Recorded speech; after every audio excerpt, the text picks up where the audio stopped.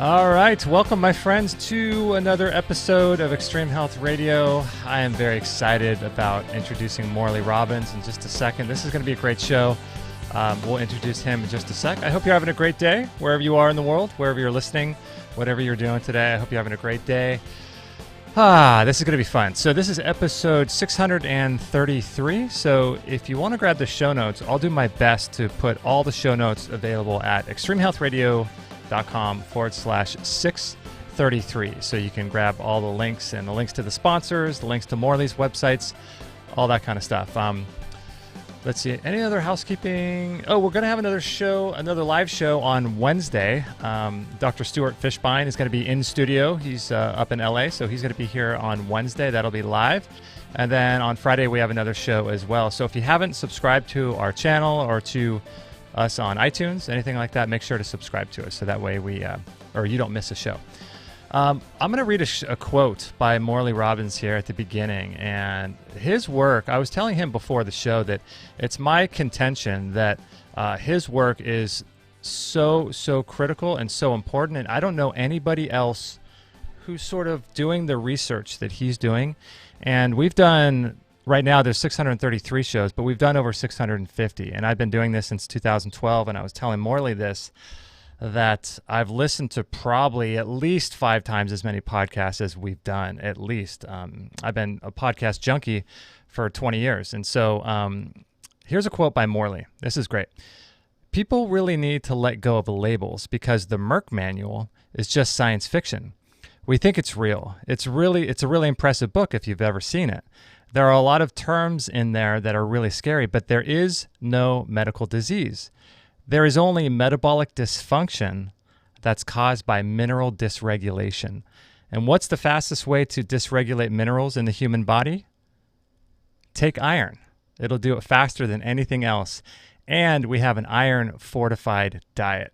So that's a really cool quote from Morley that he mentioned on a previous podcast. But he's the man behind the root cause protocol. He used to be known as the Magnesium Man. But I think he's still the Magnesium Man. I'll still call him the Magnesium Man. He's the founder of the Magnesium Advocacy Group and the creator of the Root Cause Protocol. And he's a certified health coach with an expertise in hair tissue mineral analysis. And he's performed over 4,500 one-on-one consultations with clients from around the world. And he's been avidly studying and doing tons of research in minerals, magnesium, copper, iron, calcium, and how all these interplay with each other. So this is going to be a really, really cool show. So, Morley, thank you for taking time and being on the show, my friend. Well, Justin, thank you for the opportunity. And just to make sure people are really clear, I may be the man behind the root cause protocol, but the woman behind the root cause protocol is Mother Nature. I stole it from her. Well, someone had to, right? That's right. Yeah, exactly. That's so great. Yeah, I was listening, or I was reading your quote, and I just find it so interesting that, like I mentioned before, no one's really doing the work that you're doing, and not a lot of people are really talking about iron. And I love what you said about there is no medical disease, but only metabolic dysfunction that's caused by mineral dysregulation. It's fascinating. What's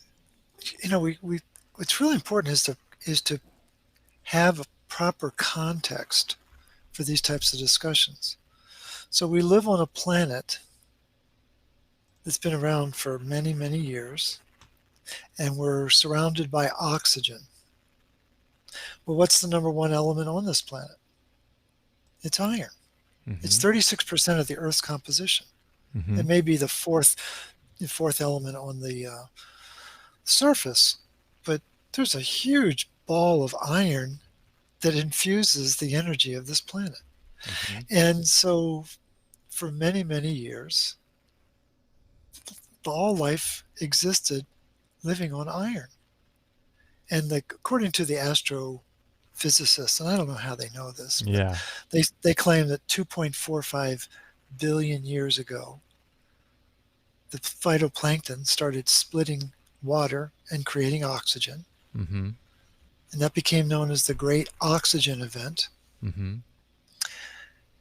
And when that happened, 99% of life on this planet died because iron and oxygen doesn't play well together. Mm-hmm.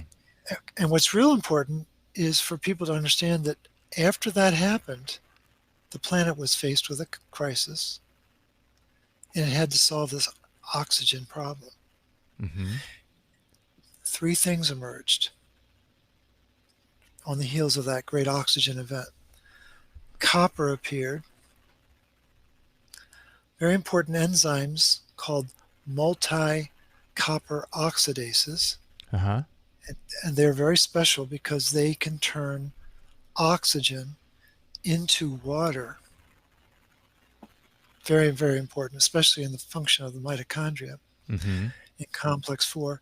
And the third thing that appeared on the planet, something called cholesterol.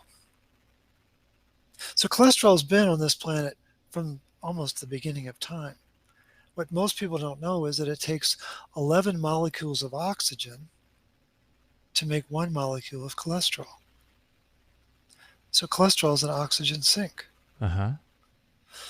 And what's really useful to know is the work of Leslie Clave. He's a world-renowned copper expert. And he wrote a letter to the editor in 2010. I just happened to be researching this yesterday, so it's very fresh in my mind. But he made a very specific point in his letter to the editor where he was correcting another scientist and his conclusions because this other scientist was not aware of the central role that copper plays in managing the oxygen molecule. And if that oxygen isn't managed properly, you're going to get hyperglycemia, hypercholesterolemia, Uh-huh. and hypertriglyceridemia. So those are the big three that cause metabolic syndrome: high sugar, high cholesterol, high triglycerides, all because of a lack of copper and the inability to manage the oxygen molecule. And if that oxygen isn't managed right, there are accidents with oxygen, So and what's those are going called on? oxidants. So what's going Go ahead. on with iron and oxygen, and how is oxygen being starved out by iron? What's the metabolic process there? Well, the again, it's useful to know that. So in our cells, we have these mitochondria, and those are the powerhouses of the cell. Some cells might have a couple hundred mitochondria. Some cells might have a few thousand. Uh-huh. Like our heart cells are going to have thousands of mitochondria. Mm-hmm. But the mitochondria is the terminal destination of iron and oxygen. Okay. That's an important thing to know. That's where iron and oxygen go as their ultimate destination. Mm. And if the mitochondria can't manage that oxygen at complex 4 by a key enzyme called cytochrome C oxidase, Uh-huh. which is one of the premier multi-copper oxidases. And what does that enzyme do? It turns oxygen into water that then releases 3 ADP that then go over to complex 5 to become magnesium ATP so that the cell Mm. can recognize energy. And that complex 5 is a rotor, Uh-huh. and it's spinning at 9,000 revolutions per minute. And every cycle, every time it spins, there are magnesium ATP being given off. And so in Interesting. the course of a minute, there's 27,000 magnesium ATP given off. Now let's put that into context. And that's per Per minute, mitochondrial cell, right? right? But every beat of your heart, right? And Uh-huh. yours is going to be, you're an athletic guy, it's probably in the high 50s, low 60s or something. Uh-huh. uh, every beat requires 1 billion ATP. Whoa. So it's really important that we know how to make energy, especially on this planet. And if we can't have adequate levels of copper, the oxygen becomes an oxidant. It's an Okay. accident with oxygen. I see. And the first thing that gets produced is called superoxide. Uh-huh. I don't know why they call it superoxide. It's Yeah. like it's hyperoxide is what it really is. It's Okay. an agitated form of oxygen, Interesting. and it needs to be neutralized. Hmm. So they developed a name for this enzyme. It's called superoxide dismutase, Uh-huh. We've heard of that one. right? Well, dismutase is a stupid way of saying neutralize. Neutralize the superoxide. That superoxide dismutase Roman 1 and Roman 3 are copper dependent. Copper dependent. It can't, Okay. they can't work. So the beauty of copper, the reason why copper became so important back to the very beginning of the planet is that it activates oxygen to release the energy molecules, but copper enzymes deactivate oxidants to prevent free radicals.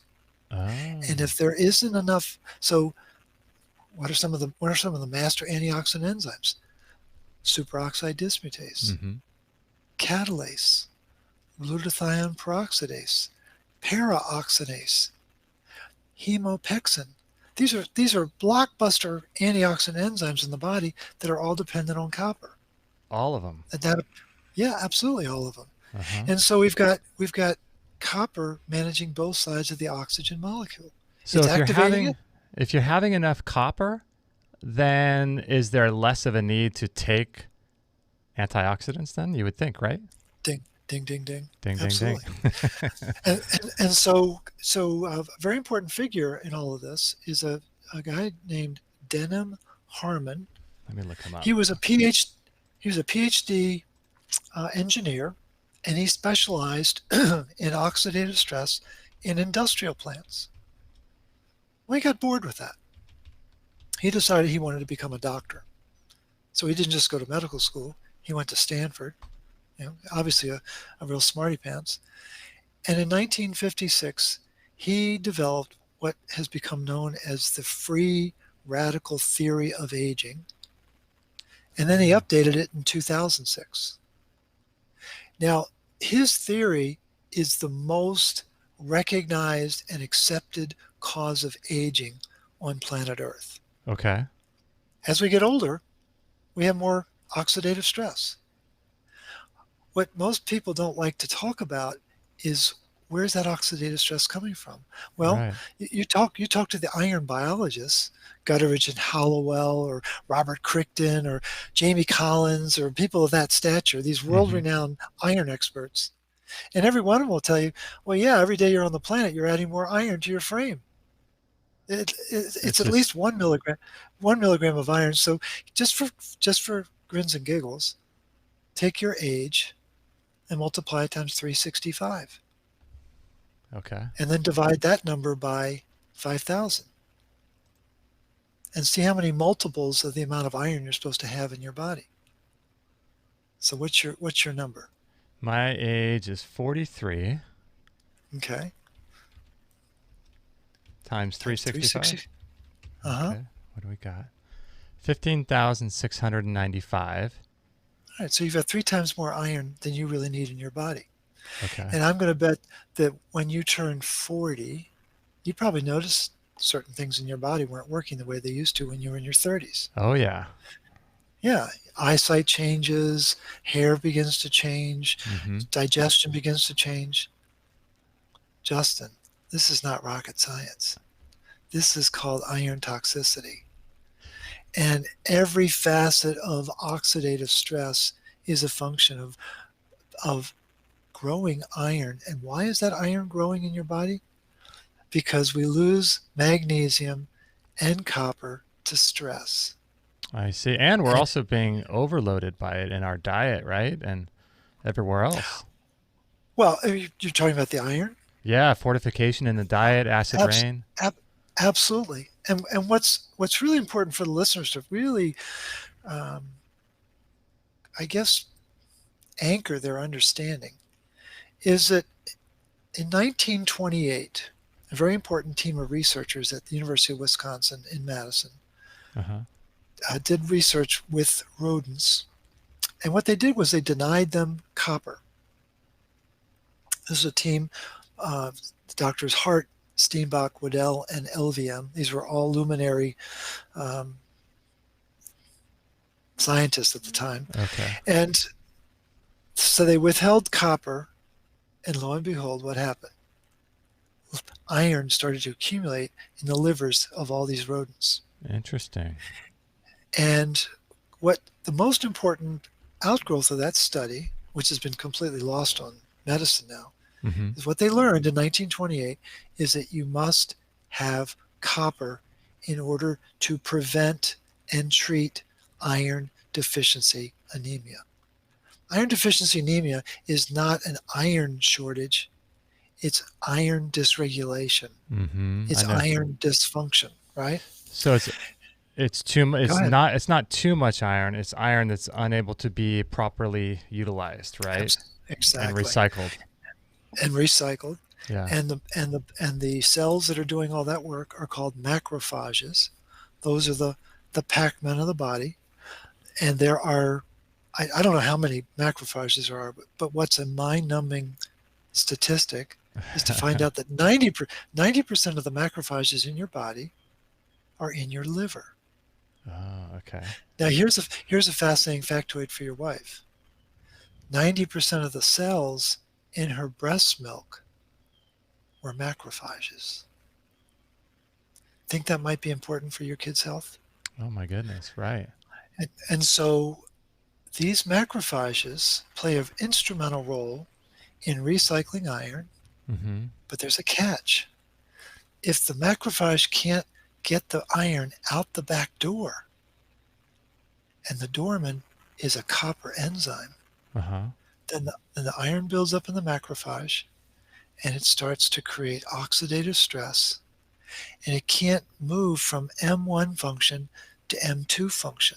M1 is inflammation, M2 is wound repair. Interesting. Know anybody who's struggling with inflammation in the country? Oh Like God, everybody. everybody, right? Yeah. And so what's really important for the listeners to follow this, inflammation, or as my clients back in Louisiana call it, information. Information. Inflammation is not a disease. In a healthy body, there's always going to be reactive oxygen species given off. Mm-hmm. 90% of the energy in the body is made by the mitochondria. Guess where 90% of the reactive oxygen species are made? In those same mitochondria. Mm-hmm. So there's always reactive oxygen species. We're designed to have antioxidant enzymes, again, powered by copper, to keep things in balance. But it isn't always going to stay in balance. It's always going to be going back and forth. Well, Mm-hmm. stage 1 of oxidative stress, let me get my hand right. So we've got rising oxidative stress. Mm-hmm. We don't have enough antioxidants to keep up with it. That's called oxidative stress. Stage 2 of oxidative stress is called inflammation. So we've got more oxidative stress Mm-hmm. than we have antioxidant enzymes. And then stage 3 is called cytotoxicity. And that's when the cell dies because it's so overwhelmed with oxidation, it can't do anything. So there's these pioneer and amazing iron biologists, Gutteridge and Hallowell from the UK, Mm-hmm. back in the 80s, classified oxidative stress in stage 1, 2, and 3. And stage 2 is inflammation. And what that tells us is that there's a rising level of hydrogen peroxide in the mitochondria because that cytochrome C oxidase, complex 4, Mm-hmm. it's a 2-cycle engine. The first cycle makes hydrogen peroxide, and the second cycle turns that hydrogen peroxide into 2 molecules of water. And if the mitochondria can't complete that cycle, it gives off hydrogen peroxide, I which see. is incredibly powerful It's incredibly um, uh, trans- it crosses every membrane barrier that you can possibly imagine, Interesting. and it is highly toxic with iron, highly toxic. So, And so so that's the basis of the oxidative stress. so the oxidative stress is happening, and one of the reasons is too much iron, and then the other reason is not enough copper. Right. It makes sense that we would have too much iron. Like you mentioned, the planet's loaded with it. It's in the hydrological cycles. It's everywhere. It's in our food. It's being fortified now in all kids' food. It's crazy, and adult food. So that makes Right. sense. And then, so the copper, where did we go wrong with the lack of getting enough bioavailable copper in our diet, do you think? Where did we go Great, wrong there? great question. I just learned I was invited to a this is one of my great honors. I was invited to a meeting of Amish farmers just a few Oh, weeks ago, okay. and we were meeting with a soil mineral expert from Asheville, North Carolina. His name is James Overseer, Oh, wow. Overceer. People need to look this guy up because he's a genius. I'm going to look him But up. in I'm going to answer your question, but in a slightly roundabout way. I think you're going to find this fascinating. So in 1797, a German industrialist, inventor, developed the iron plow. Oh, 1797. okay. All right. So up Okay. until that time, everybody was using wooden plows, Uh-huh. and they were turning the soil with wood. And then they said, no, let's use iron. Uh-huh. And what did they discover? That iron destroys the magnetic field of the soil. Okay. And so this, as soon as they started working with the iron plow, yields started to collapse, and weeds started to grow. It's all documented. This is amazing. Wow. And so then this another German, his name is Schauberger, Schauberger, Schauberger. Yeah, we know about him. He okay. Well, he invents a bronze plow. Uh-huh. What's bronze made out of? Co- 90% copper. copper, yeah. Yeah, 90%, 10% tin. And what happened? Boom! Yields doubled. Weeds disappeared. And then in 1834, Merck, you know those guys with the Oh, yeah. manual? We've heard of him. Yeah, yeah, you've heard of them. Yeah. They wrote a letter campaign to farmers in Europe and said, "Oh yeah, you're right. The yields do double, but you're going to kill the commodities market and you're going to go bankrupt." And Really? farmers fled from the Schauberger plow and went back to the iron plow, and farming has never been the same since. Then another assault came after the First World War. There were a lot of munitions after that war. Mm-hmm. They had to get rid of all that powder. Guess what it was made of? NPK. Right. So they started putting NPK on the soil and apparently forgot to tell farmers that that blocks copper absorption by the plant. So that's Interesting. when the assault began. Then we get into the era of herbicides. You know, this is a fascinating nuance. I just learned this again from this James Overseer, guy, Wow. really smart cookie. Pesticides, pests, I shouldn't call them, the pests that Uh-huh. they're trying to kill with the pesticides, they Right. have no pancreas. Did you know that? No. So they can't digest sugar. This is incredible. And what do plants produce? They produce what's called bricks.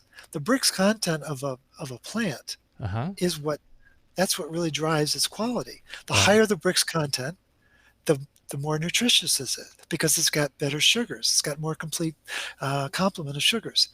Well, pests can't live on a high bricks product. So what does that tell us about the quality of the products that we're eating that are being sprayed with pesticides and herbicides? That they're low bricks. They can't produce sugars. That's so And interesting. no, it's fascinating. And then Yeah. then they've got to make stronger and stronger herbicides, right? And now Mm-hmm. we have something called Roundup. Mm-hmm. And what does Roundup do? It chelates copper down to a pH of 1. I learned that from Stephanie Seneff at a conference last year. Mm-hmm. She said, Mother, do you want to know why Roundup is so dangerous? I went, yeah, I really do. And it's incredible what Roundup does to destroy copper metabolism in the human body. Doesn't it also do Absolutely. something with the sulfur cycle as well in the plant and humans Yeah, too, right? and humans. Yeah. And it chelates magnesium, and it's a devastating chemical. But there's one other side to it. It, it what is glyphosate? It's a glycine molecule with a nitrogen wart. Okay. And so, why is that important? Well, the master antioxidant protein that really keeps our body in balance is called ceruloplasmin. Mm-hmm. There's 1,066 amino acids in that protein. 16 of them are called conserved glycines. And I asked Dr. Senef, I said, what does that word conserve mean? Yeah. She said, it means they're really important. So I was like, oh my God. And so what's the body doing? It's taking these warts, these glycines with a wart, thinking that it's glycine, and it's not. And you Uh-huh. can't make effective ceruloplasmin. Ah, okay. And so on every level, glyphosate is poisoning the planet and the inhabitants on the planet, both animals and humans. And it's absolutely devastating. And what was a shock to me was to find out that Amish farmers are using glyphosate. Are they really? They were given permission They're many given. years ago. And I said to them, do My you know how goodness. glyphosate is made? And they Mm-hmm. said, no. I said, well, they use electricity. And they were shocked. So I think we've got some serious problems on our hand. But to answer your question, how do we get the copper thing off? Uh-huh. Because they don't supplement with copper properly, and copper needs to be added to the soil, not sprayed on the plant. Copper doesn't. You don't add copper to a multivitamin. It doesn't work that way. Doesn't work It that way. needs to be. It needs to be properly metabolized. And the richest sources of bioavailable copper that I know of are bee pollen, Mm-hmm. whole food vitamin C, and there are only two companies that I recommend, either Innate Response tablets or Pure Radiance powder. Okay. There may be some others, but those are two that I've studied very carefully to know that there is the big difference between ascorbic acid and whole food vitamin C, which is really different. Really different, And right? then and then grass-fed beef liver. Uh-huh. Why does it need to be grass-fed?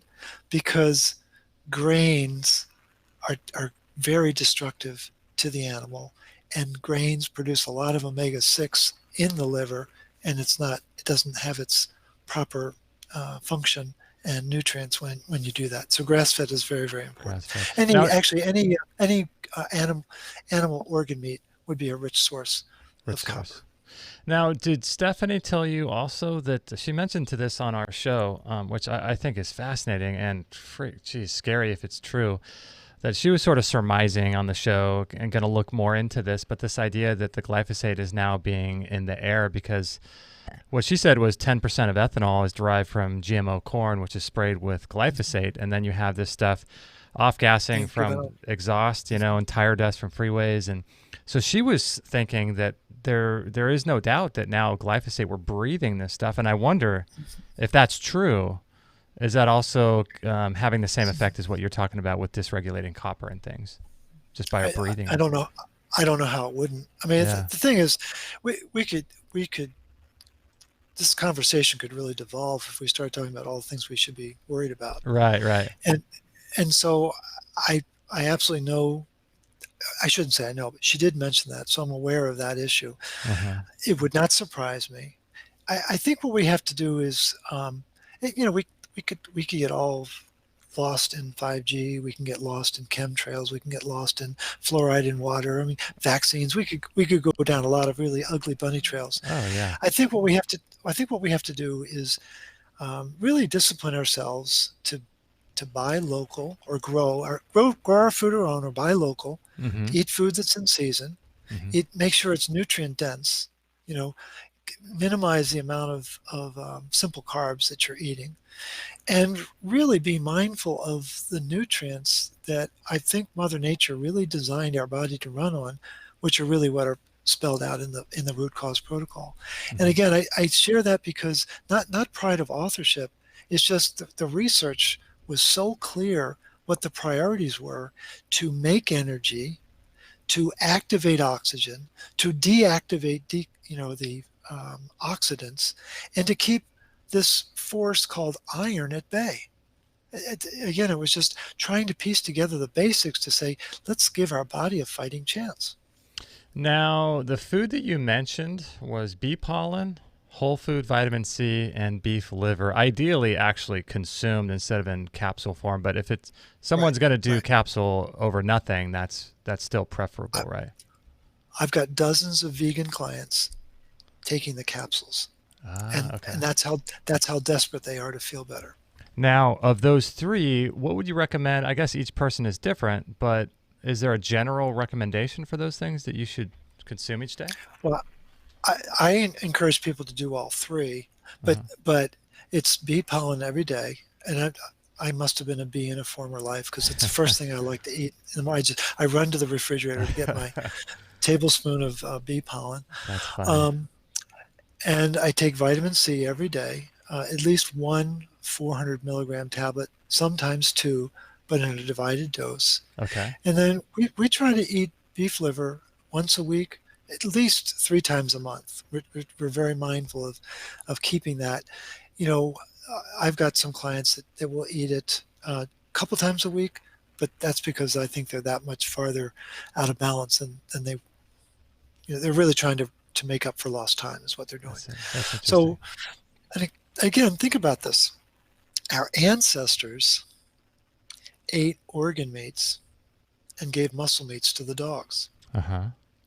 And in the modern era, we're so sophisticated. We eat muscle meats and we give the organ meats to the dogs. It's not working. It's not working. So with beef liver, can you share any ways to make that taste a little bit better? Do you have any tips on that? Oh, absolutely. No, there are a lot of different ways you can do it. One is you can have it ground up and mix it with ground beef. That's an easy way to do. You could even do 1/3 beef liver and 1/3 ground beef, or then you can start to get to half and then build it up.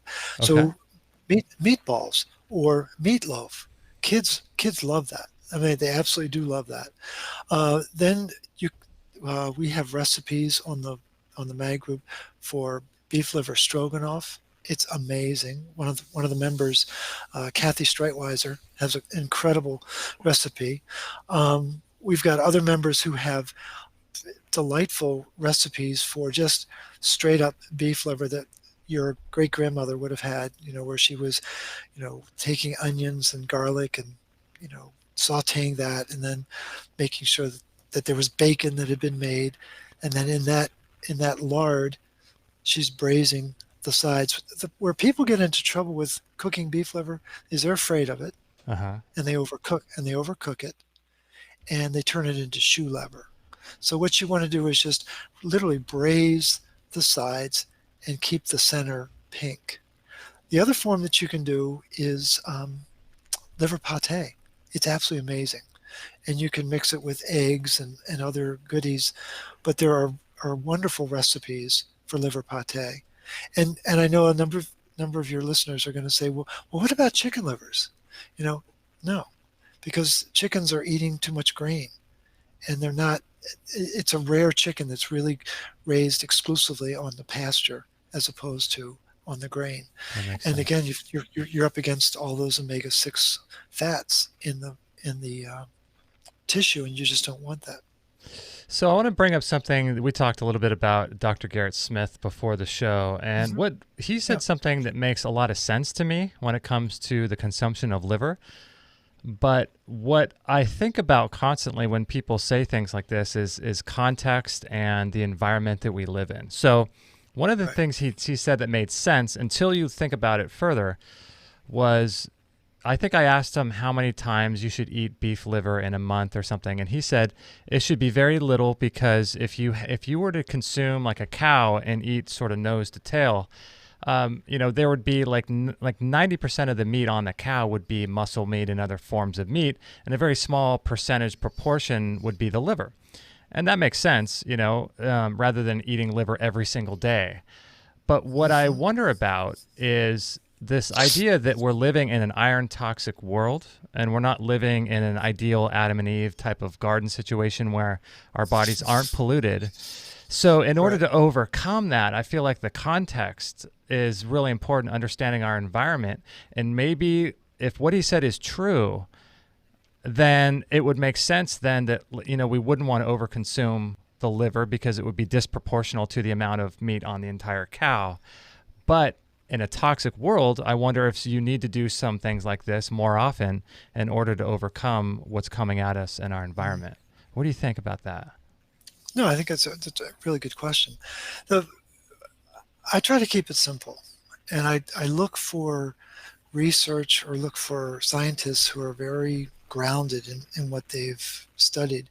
Mm-hmm. And one person that comes to mind in this situation would be Weston A. Price. Mm-hmm. I mean, it's an obvious figure who studied nutrition, and that organization, Weston A. Price Foundation, is very grounded in these principles.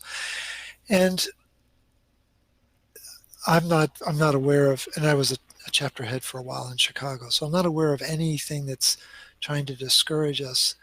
I think what Garrett is bringing up, it on one level, you're right, it does make sense. Mm-hmm. Although I don't know if he's ever seen a beef liver. Have you ever seen a beef liver that comes out of a cow?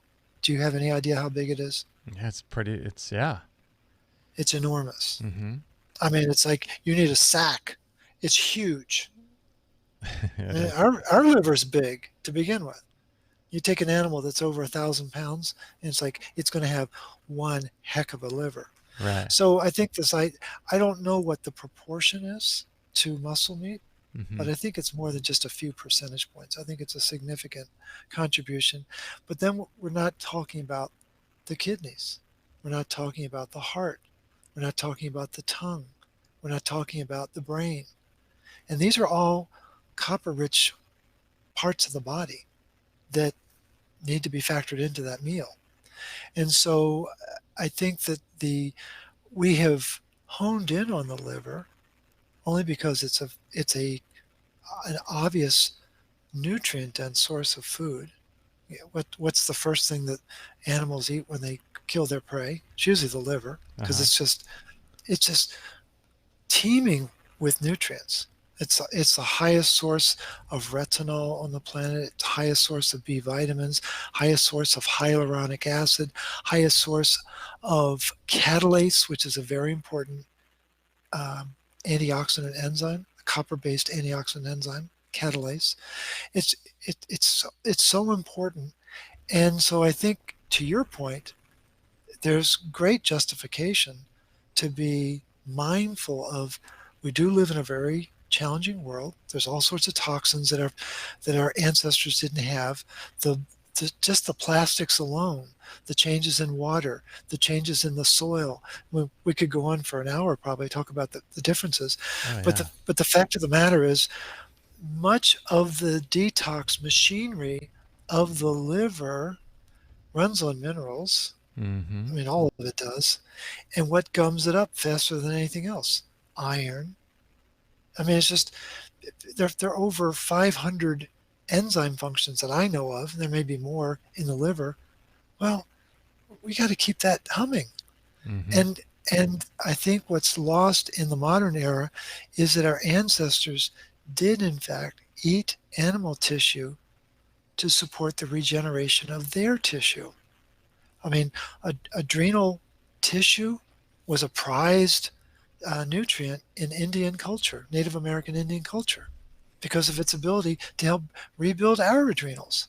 Mm-hmm. So that, again, we've lost a lot of that historical context because the food system has become neutered and absolutely devoid of any semblance of what our ancestors would recognize. Mm-hmm. And I think that coming full circle, that's why the research by Dr. Price and his wife was so important, because it gave us a very voluminous, well-documented historical record of what were people actually eating back in the 1920s before Western diet took over the planet. Because now it has taken over the planet, and people who are not exposed to simple sugars can't process that because they don't have the nutrient capacity and the mineral capacity to deal with that, and so that they get very compromised very quickly on the diet that we've grown up with. Well, guys, we're with Morley Robbins, and this is episode 633. So if you want to grab the show notes, they'll be all there. I hope you guys are enjoying the show so far. This is just fascinating stuff. His website is therootcauseprotocol.com, and I would highly recommend, if you really care about your health, I would highly recommend looking him up and following his protocol and perhaps even working with him as well. When we come back from the break, I want to ask him about, I recently donated blood for the first time. So what I'm going to start doing is donating blood every change of season. So I just donated blood a few days ago. And I also want to talk about magnesium as well. So I think that will be something really, really important to talk about, because magnesium, according to Morley, I think it regulates over 42% of our 9,000 enzymes, just one mineral. So it's super, super important. We talked a little bit about iron, and now I want to talk about magnesium after the break. So if you guys have any questions in the chat room, type them in all caps. And if you want to call us up on Skype, our handle is Extreme Health Radio. So you can, after the break, do Extreme Health Radio and Skype, and no guarantees. I think it'll go through. I tested everything. It should work. But when we come back from the break, I'm going to ask him about the donation of blood in relationship to iron, as well as magnesium, and why magnesium is so, so important. So hang tight, and we'll be right back. You're listening to Extreme Health Radio, and I hope you're enjoying this show. Please share it with your friends by tagging at Extreme Health Radio on Instagram. Stay tuned for new shows weekly. Yeah, friends, come join us on Instagram. We're kind of on there a lot now and trying to, connect with you guys. So if you want to join us on Instagram, it's a ton of fun. And we share a lot about our little kids and what we're up to and all kinds of cool stuff that we're doing on Instagram. So if you are interested in that, come join us over there. I wanted to tell you about, we kind of talked a little bit about it on this episode about EMF and things like that. And there's a lot of now studies from Magda Havas and people just in the alternative health world talking about dirty electricity and 5G and radiation coming from every one of our devices, non-native EMF. But dirty electricity in your walls is a real thing. We had Brian Hoyer come to our home and with his $35,000 worth of equipment and test the amount of electricity, electrical fields, as well as the magnetic fields coming just out of our walls. And so here we have a little clip from Ken Rolla talking about dirty electricity. Dirty electricity, what that does and what it is actually for people that aren't aware is when the power company is generating electricity and sending it to you, they don't have a constantly perfect, steady supply of 120 volt, 60 hertz electricity pulsing to you perfectly every time. It fluctuates quite a bit. And if you put meters on it, you can see it'll fluctuate. And so that fluctuation, and there are micro fluctuations as well. And those micro fluctuations, all that fluctuation creates these pulses in the wiring that will create EMF pulses around you. I mean, the wires themselves, when electricity is flowing through them, that will create a field around the wires that can affect you. But then when you've got all that little pulsing and micro pulsing going on, it's creating these frequencies of fields that are pulsing and affecting you negatively. And so those devices like the Greenwave, they will act like an inductor and smooth that signal out so you don't get that pulsing. And then my devices, because of the scalar fields, they will structure the EMF coming off of the wires in your house and everything else as well. I use those. I use Stetzer filters and Greenwave. I got both. Yeah, Stetzer filters are great, as well as the Greenwaves, and those are the ones that we use. And, if you want to improve your sleep, I would highly recommend putting these in your walls, anywhere where you spend time, like maybe your office or your bedroom. Really important to protect our little ones and make sure that these frequencies are not affecting us. And it's amazing the amount of electricity coming off the walls and the wires and these fields. If we could just see these fields, like we can smell someone smoke, I think it would be a no-brainer, but the fact that we can't see them kind of makes them a little bit nebulous. So the Greenwave filters, if you guys are interested, there's links in the description on YouTube down below. They're really cost-effective, and you plug them in, and you can actually get a meter as well and test before and after the amount of dirty electricity that's coming out of your walls there. And I highly recommend, changing your environment to support your health. I think it's really important to make sure that your environment is conducive to the healing that you want to do. Because imagine following the root cause protocol, but then also having an environment that is supportive of that as well. And so unfortunately, we went to AC current in the West instead of going to DC current, which according to my research is more beneficial to the body. So I don't know why we did that, but we did. So fortunately, we have tools to mitigate this stuff. So I highly recommend the Greenwave dirty electricity filters that you can check out in our store at biocharge.me. And finally, I wanted to share with you a little clip from Dr. William Pollack talking about magnetism and its relationship to the Magnetico Mattress Sleep Pad that we use almost on a daily basis. The body, and for the body. Okay. All the activity of the body, all those biochemical processes rely on the natural electromagnetic fields and electrical fields within the body itself. Okay. Magnetic fields drive chemical reactions. Okay. Chemical reactions interact with magnetic fields, so they go back and forth. Okay. Again, it's very dynamic.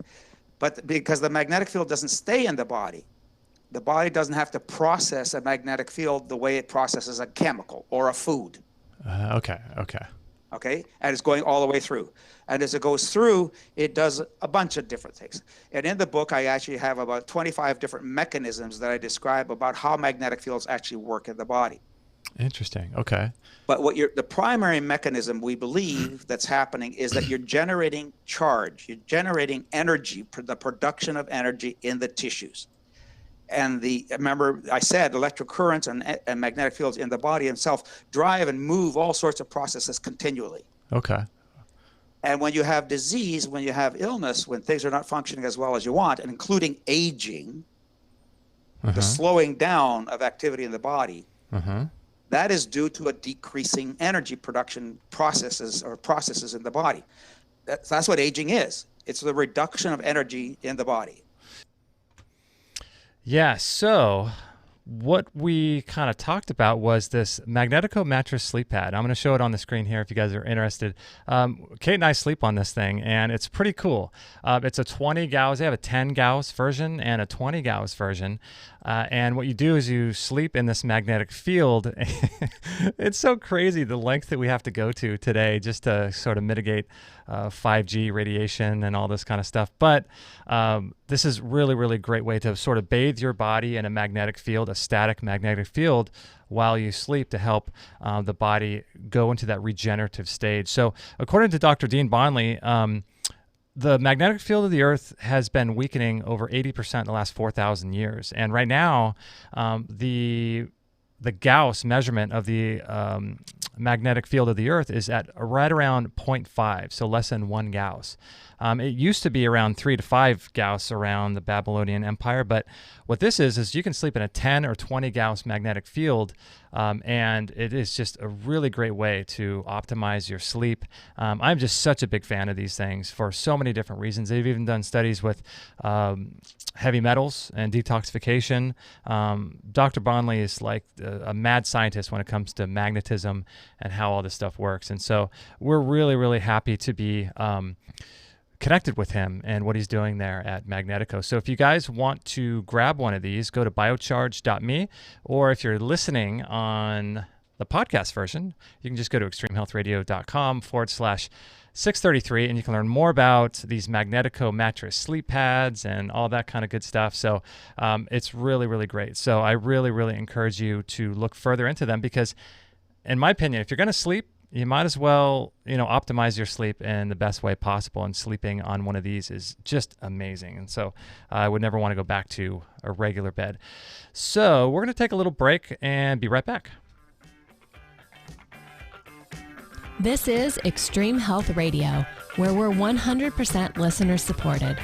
Make sure to join the Extreme Health Academy with thousands of other listeners and get real solutions for your health challenges.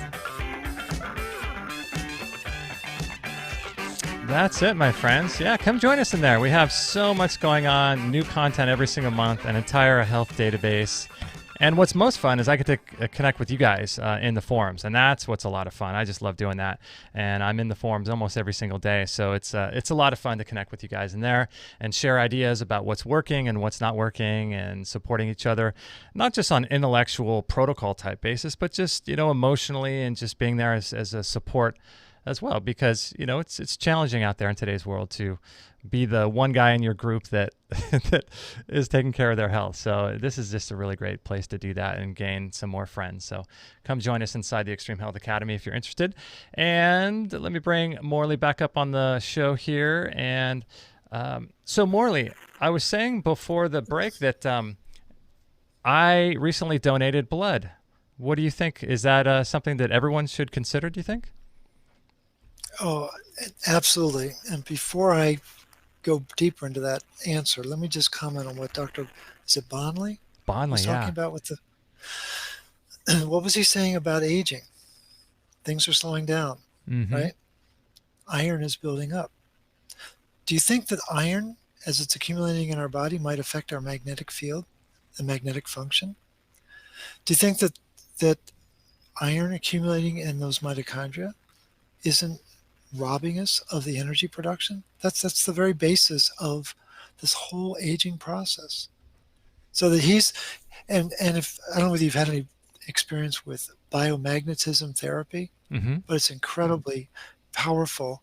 And so I'm just reinforcing your approach, just trying to connect the dots between what we're talking about with the products that you're selling, trying to help people, but realigning the iron in your body isn't solving the excess iron in your body. And so the blood donation that you're asking about is a very important step. It's a very, there's only one way to get rid of excess iron in the human body. There's no enzyme function, there's no hormone function. It's blood loss. And so there's two reasons why women outlive men. One, they're smarter. That's an established fact. And secondly, they have a monthly blood loss for 40 years, 45 years sometimes. And so that, again, this is the basis. This was the lightning bolt that hit Jerry Sullivan when he was in medical school. And they were talking about heart disease, and the incidence of heart disease is completely different in women and men until they become menopausal. And then it's identical. And he went, oh my gosh, it must be the iron that they keep losing. And that's what drove his original article in 1983 in Lancet that put him on the map. And so interesting. Men are magnets for iron from cradle to grave because we have no way. See, the thing is, our ancestors used to work in the field and they would have accidents and they'd get cut and they would bleed. And their ancestors fought in those fields and they got wounded in battle and they bled. Yeah. We don't bleed anymore. You know, who's out there working in the field, getting cut lacerated by the machinery and what have you? Very few. Yeah. Nobody. And so women are still bleeding, but what's happening is women are having all sorts of menstrual difficulties.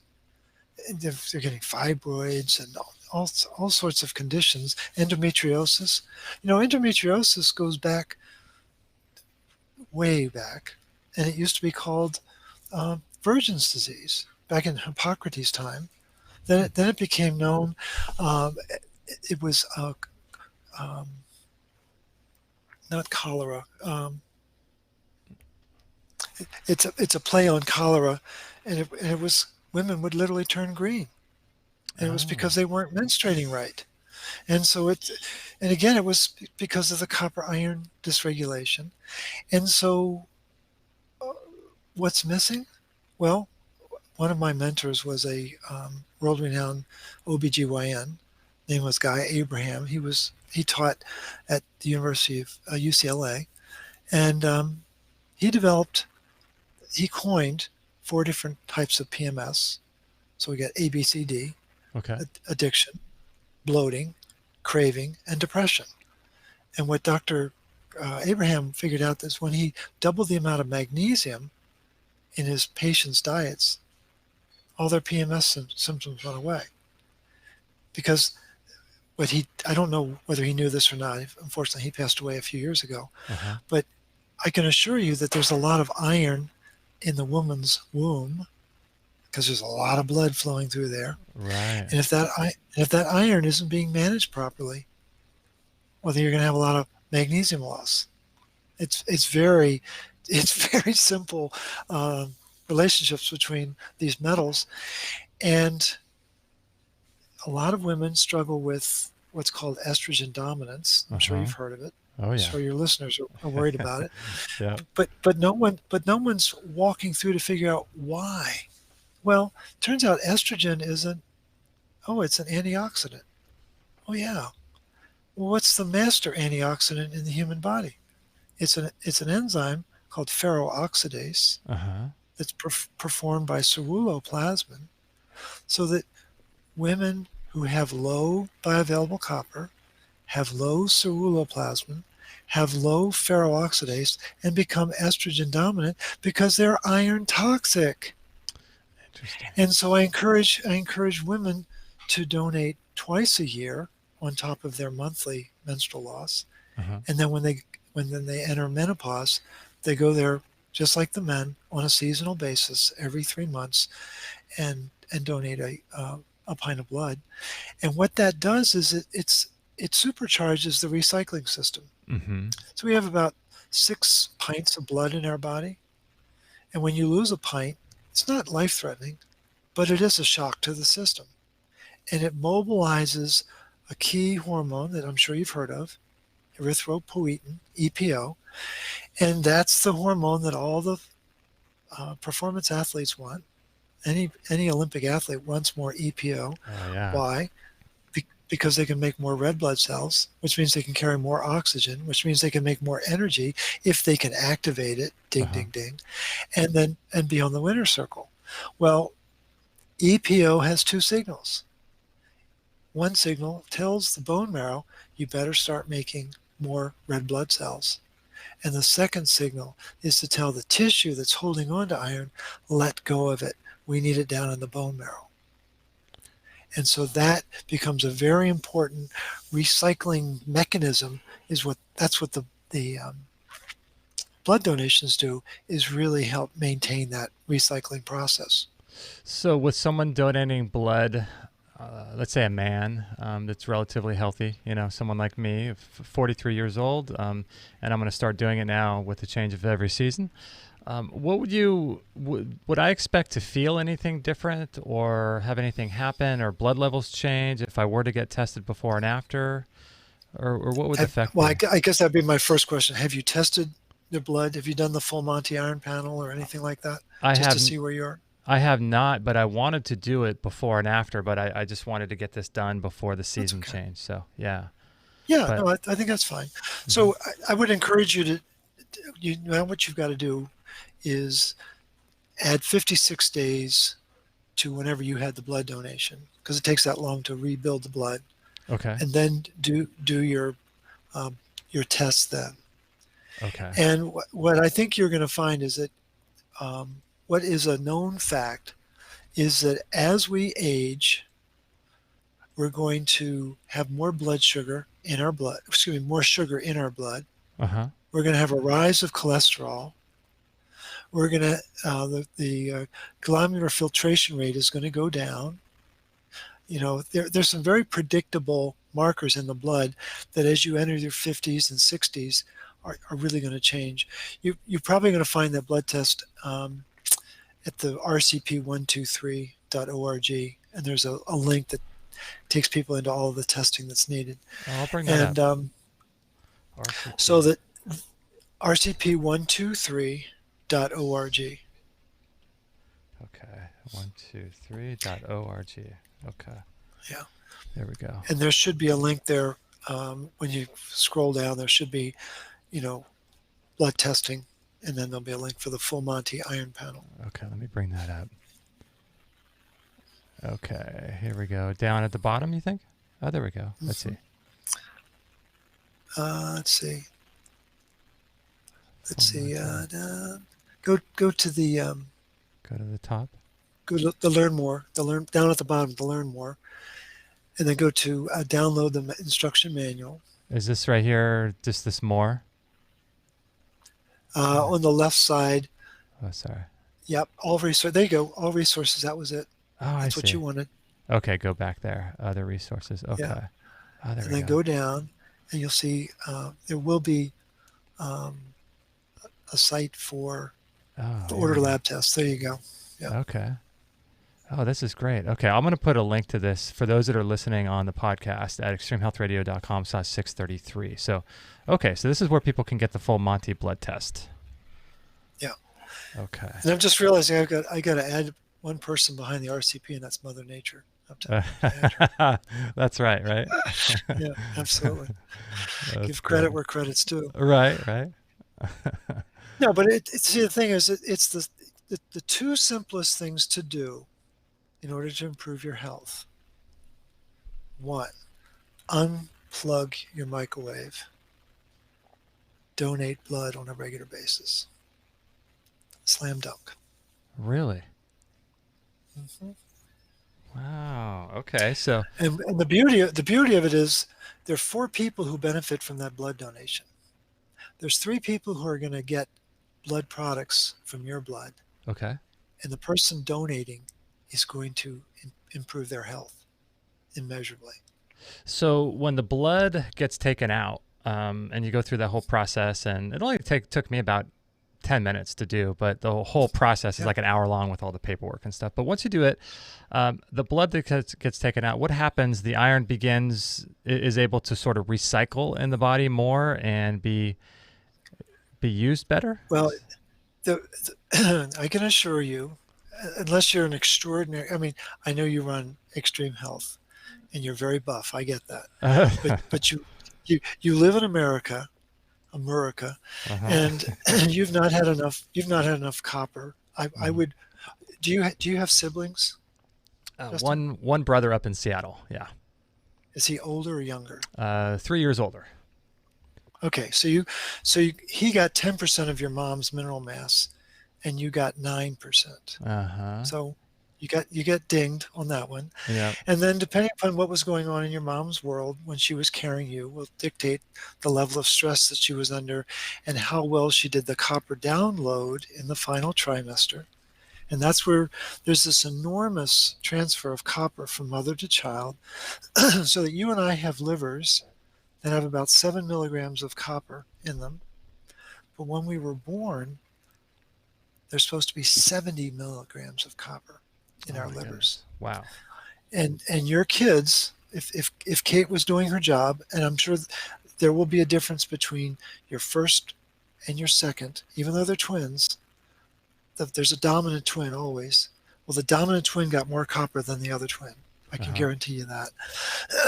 And so that copper, coupled with the retinol from the breastfeeding, formed the immune system during the child's first 2 years of life. Very, very important. And again, think about 90% of those cells in the breast milk were macrophages. Do you think they have macrophages in infant formula? I don't think so. Yeah. So there's a big advantage when the mom is able to breastfeed. And so the copper coupled with the retinol is what allows the child to make ceruloplasmin to start to regulate the iron that's going to start to build in their body. And where kids are getting compromised now is they're not getting the downloads. The moms don't have it. They don't have the full complement. Most women eat a low-fat diet. They're afraid of fat, which means they're afraid of retinol, heavy cream, butter, who wants to eat liver, things like that. And so that's where we begin to compromise the physiology of the body. And I know that people who listened to Garrett just a few sessions ago, 629 and now 633, their heads are spinning saying, wait a minute, how could there be such violent opposition? And again, I just, maybe we're reading different journals And my journals go back to the beginning of time. I shouldn't say it that way, but go back to the early 1900s. 1906 is where I start the clock for vitamin A anyway. And so we have to be mindful of think of the health and the vitality of our ancestors. They didn't have an ologist for every part of their body like we do today. And so people need to be thinking about the fact that our ancestors really were fortified by their food. That's not the case today. And so you made a comment about the electricity. They could have gone AC or DC, and they chose the more destructive kind. Do you think that was an accident, Justin? Do you think that there wasn't money involved in that decision? There had to have been, right? Yeah. Absolutely. Yeah. And there's money involved in medicine because, well, let's treat the disease. Let's not cure it. If you cure it, you just killed the business model. Yeah. So that, again, that's the wicked side of this society that we live in. So we have to be sporting about it. And all the root cause protocol does is it gives people a competitive edge in a pretty insane world that's really designed to keep us spending money. I want to get into the root cause protocol in just a second, and I'm going to bring it up on the screen so that we can kind of just go over it, kind of glance over it lightly and just discuss it a little bit. And then after that, I want to take some questions from the listener chat room. But before that, I just had one sort of question for myself with regards to the birthing process. So just to share a little bit of a personal story, we were going for the home birth, with twins. And we had some complications, right at the end where there was a lack of oxygen going to the brain of one of our babies. So it was strongly suggested that we give birth. Anyway, we went to the hospital and a C-section occurred, which is completely the opposite of what we were planning for. But regardless of that, when the doctor, when the child comes out, what they want to do is they want to clamp that cord quick, right? And there's a lot of different reasons for that. One of them is that the hospitals make buco bucks off the stem cells from those things and make a ton of money. And God only knows what they do with the rest of it, but that's for another show. So what I'm wondering about is the download of copper and retinol. Was there an issue with the clamping of the cord too soon, do you think, during that time? The clamping of the cord, it does affect the stem cells, as you noted. The other is there's nutrient-dense blood in that placenta, and it has a lot of minerals, not just copper, but there is iron, there's magnesium, there's other nutrients, other cofactors that we haven't even talked about. And so the child, there's actually supposed to be 2 births for every delivery. And the baby comes out, and then about an hour later, the placenta comes out. Now, that's the way Mother Nature designed it. And that's not commonplace. That's not the conventional way of doing it today. But there's no question. I think that children the infants are being denied the nutrients that they were being fed with in the womb by not having access to that as the placenta completes its pulsing process over that hour-long period between the baby's arrival and then the placenta coming out. And again, I'm hardly a birthing expert. I've read quite a few articles. My wife, Dr. Liz, she's given birth at home 5 times, and she's learned a lot. And then she's worked with scores and scores of clients as a chiropractor to help them with their preparing for delivery and things like that. So there's no question there was potentially a change, but again, it's once you leave the home and you go to their domain, all bets are off. I know. You follow their rules, and it's another world. And there was a recent poster that I saw about it. The initial eye contact between the baby and the parent happens within like the first hour of arrival, and that eye contact is what actually stimulates oxytocin, which is so important for both the mother and the father to have that sense of wanting to care for the child, and the child gets benefit from the oxytocin as well. Well, what's the first thing they do in the hospital? They put the antibiotic cream on the eyes and make it difficult for the child to see, and it's blocking that whole process. Yeah, I mean, that's one of a dozen things that we could talk about. Yeah, that's just one thing, right, that they do. Yeah, fortunately, we blocked all of that, and we were like hawks on our children, didn't let anything happen. But I tell you what, it was one of the most oppressive environments. I was just reading some information the other day because one of our kids had, what do they call that? Bilirubin? What's the name for that? Jaundice? Yeah, jaundice. And so, I was reading some Which information. one? Was it the older one or the younger one? It was the younger one. And right.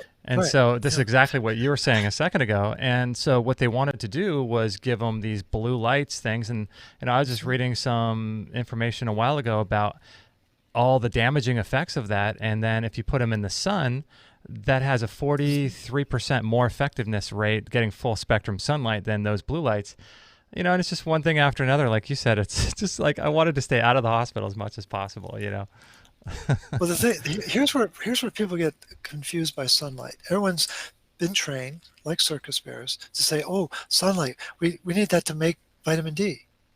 Okay, that's right. That's true. There's an enzyme that activates the process of converting the cholesterol under our skin into the precursor to vitamin D. We can all agree on that. But there's another side to it. It's sunlight enables the breakdown of vitamin A in the body. It activates the process of breaking down the retinol into its component parts so it can actually be used. Oh. So what is jaundice? It's usually it's a vitamin A issue. It usually implies that there's an imbalance between copper, iron, and vitamin A. And what the sunlight does is it kind of supercharges the process to bring it back into balance. But it would make perfect sense to me that your wife, after the stress of carrying twins, didn't have again, there's always a dominant twin, and so number two takes it on the chin. And so and not that jaundice is anything serious. It's just that's an indication that child didn't get the same download as the other child. Yeah. That's all. That's so fascinating.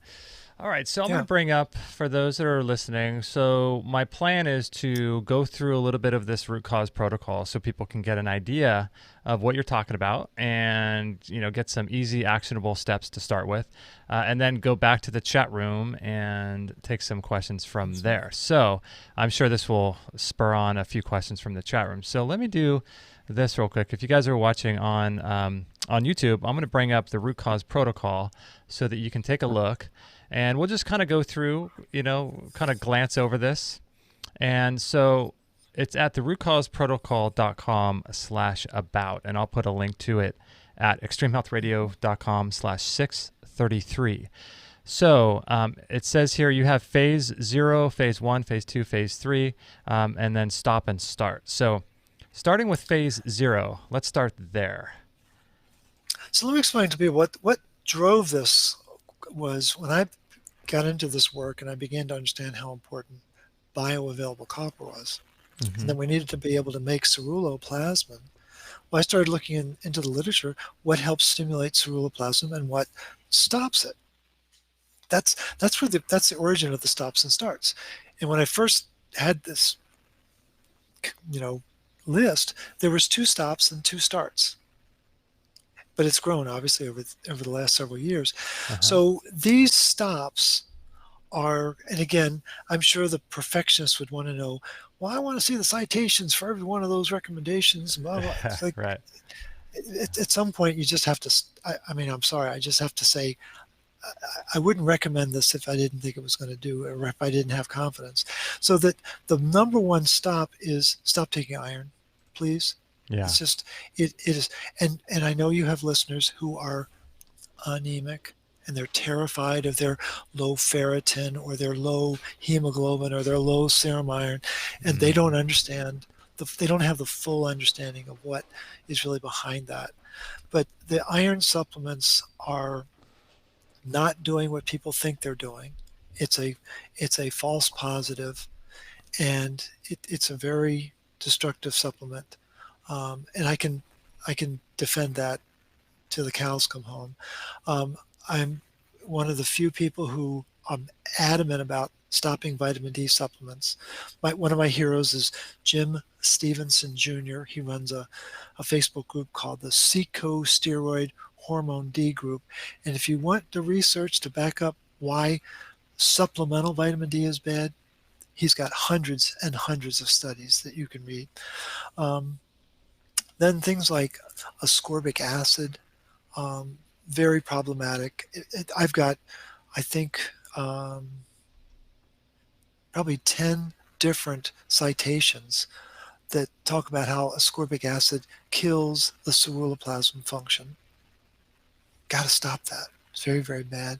Calcium is very, very hard.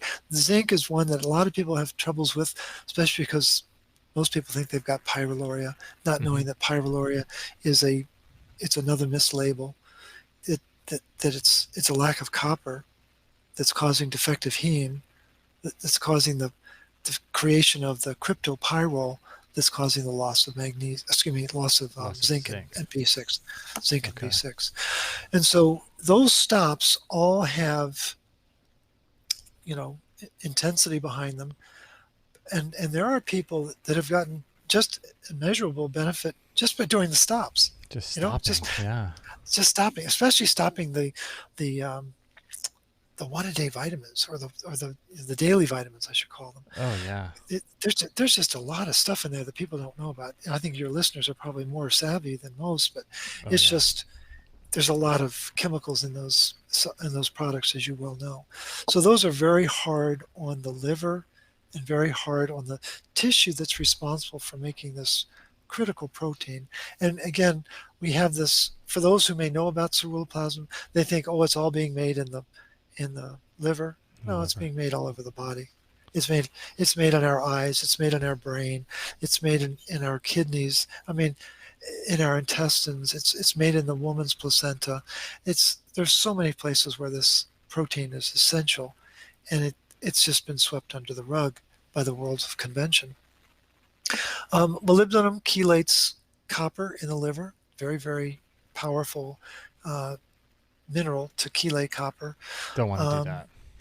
Don't want to do that. Again, ascorbic acid's bad. High fructose corn syrup is it's poison. There's no other word for it. The omega-6 oils, what's important for folks to realize is that sugar, omega-6 oils, and vitamin D all have a very powerful relationship with iron. Interesting. And fat, omega-3, and vitamin A have very powerful relationships with copper. Now, for the savvy listeners, they might know that there's been sophisticated efforts to block copper and omega-3 and vitamin A because they're trying to get rid of copper. And what are they promoting? Well, they're adding iron, they're adding sugar coming out the yin-yang, they're adding unopposed vitamin D and omega-6 oils. That's what most people cook with, not knowing that the heart healthy oils are omega-6. So people don't realize that the whole dynamics of the body have been turned upside down and backwards by the food system. And our ancestors focused on copper and fat and omega-3s because they were eating grass-fed products. That's what the omega-3s are. And they were getting tons of retinol. And so it's like, and I think to some people it's too simple. Well, it's got to be more complicated than that. No, it really isn't. So that's really the rationale, and the fluoride for obvious reasons. Right. But then then what we decided to do was, instead of hitting people with, well, do these next 12 to 15 things, it was overwhelming. Right. We phased it. And so it's very easy to add minerals to your water, add adrenal cocktails to your routine. And whole food vitamin C is just an amazing nutrient that most people, and I want to make sure the listeners know that what is it called? Liposomal vitamin C is not whole food vitamin C. It's just ascorbic acid and fat, and it gets absorbed faster, and it's more destructive faster. Ascorbic acid is not your friend. Ascorbic acid makes sure that iron gets stored and makes sure that ceruloplasmin gets destroyed. So people need to know that. Obviously, the magnesium, as we've talked about how important that is, and most mineral drops have a magnesium bias. The cod liver oil is just a very rich source. Again, there's specific recommendations when you get into the details of the protocol, because there are only a couple that we really recommend. The Rositas and the Alaskan are very, very effective. And vitamin E, very, very, very powerful, very effective. And when people get into the literature about vitamin E, there's a wow factor to it. It is just a blockbuster antioxidant. It's called a chain breaking antioxidant, and it's very, very powerful. And then, of course, eating organic whole foods.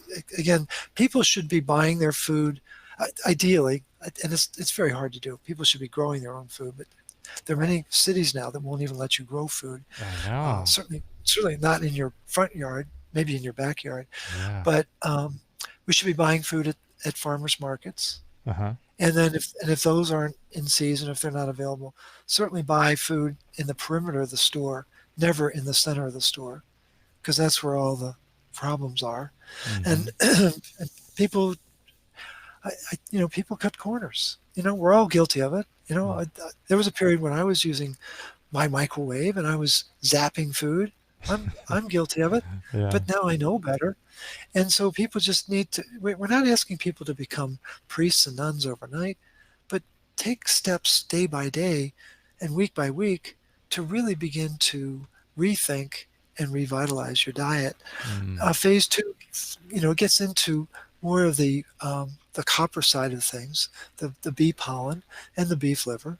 The stabilized rice bran is it's a very powerful way to get B vitamins that's readily available.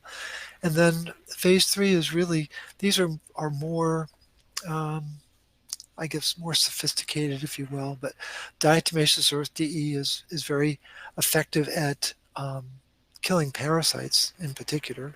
It has a known ability to dehydrate them, but it's also bringing silica to the party. And silica is like a utility player in the body.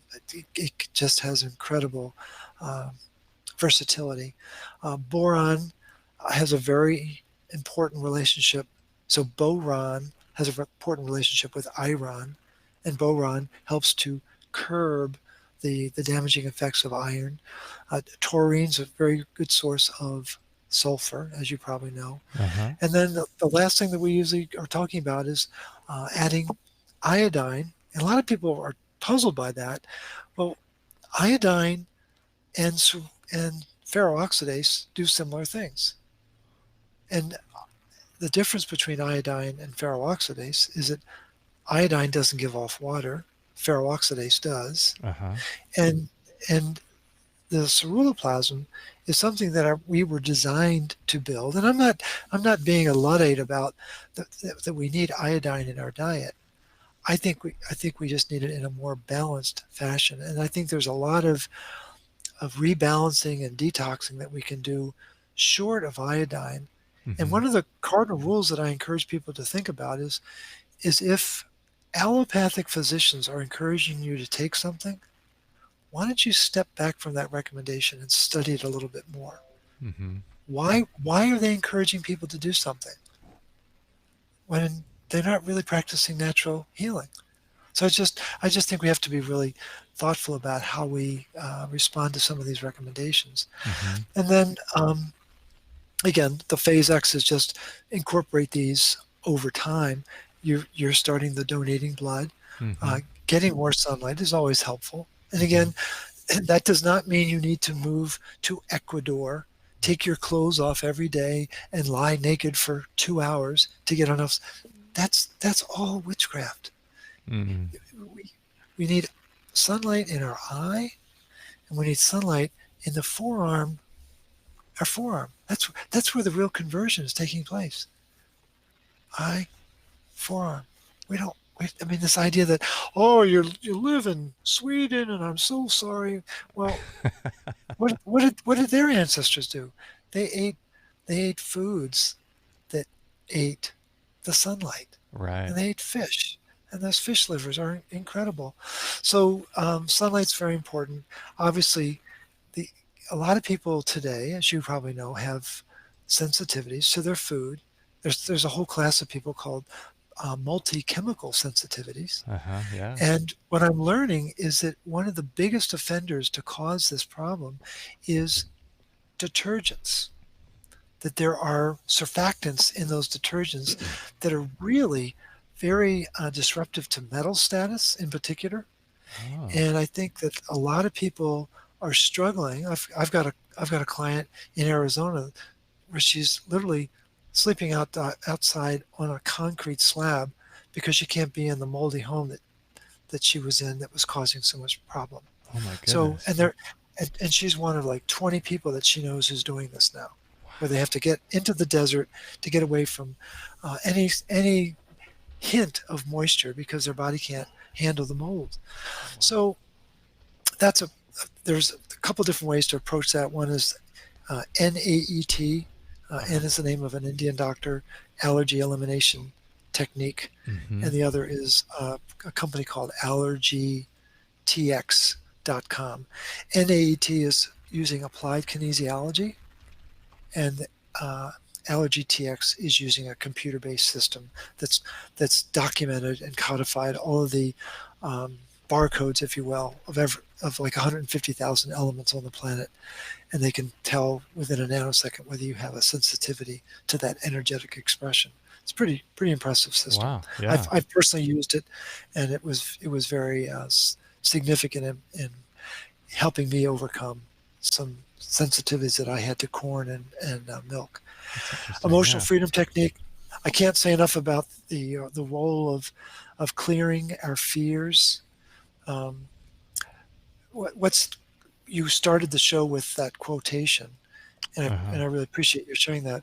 What people don't realize is that what really starts this whole metabolic dysfunction is stress. It could have been a car accident.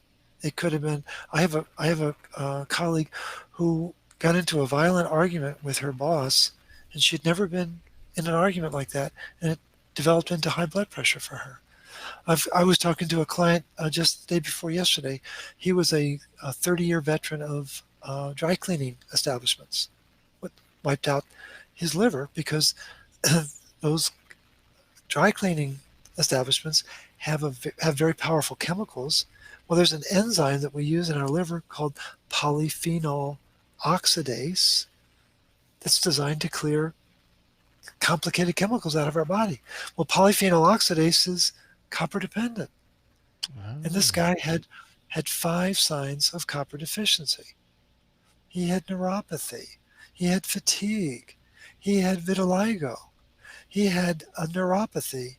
And there's a 5th one. I'm not thinking of it right now, but he had 5 classic signs of copper deficiency. And I said, I'm just curious, when did the vitiligo pop up? He said, well, after I was working in dry cleaning, I decided to run a steel plant. Oh my gosh. He got exposed to a lot of iron. Yeah. And the iron overwhelmed his system that didn't have enough copper. And so the enzyme that makes melanin, copper dependent, ding, ding, ding. And so he gets splotches all over his body. And it was fascinating for him to connect the dots that the stress of his career was changing the mineral dynamics of his body that led to all of these symptoms he'd been chasing for a decade. He said, I never would have imagined that they were all related to one mechanism, copper, iron, dysregulation, That's so which fascinating. changed the body's ability to manage oxygen. Yeah, that's so interesting. Wow. And what's important is for people to, when smart people, when high IQ people, when does stress begin for them? When they lose control, right? Right. You know, your wife and you, when you found out you had to go to the hospital, guess what happened? You lost control, Uh-huh. and your stress took off like a rocket, Yep, you know right? it. Magnesium burn rate went up. You know, the needle was flying around, especially in your wife's body, Uh-huh. and then in her children's body if they were still inside her. Mhm. And so, when we come out of a stressful period like that, invariably there's going to be some symptom, some sign that something's not right. Right. And so we've been trained to believe that there's disease. So we start to worry about it. We think we're broken. We're not broken. We're out of balance. But what we've got to do is, with emotional freedom technique, is use that very powerful technique to clear our fears that we're broken. Because that becomes a magnet for iron. When you're in a state of fear, your body contracts, your pH becomes acidic, Mm-hmm. and any farmer will tell you that acidic soil attracts iron. It's a known fact. Interesting. And so that's the first side of the cycle.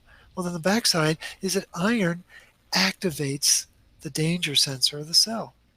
It's a protein called NLRP3, and Nagamura and his colleagues in Japan in 2016 identified this phenomenon, and it's also called the inflammasome.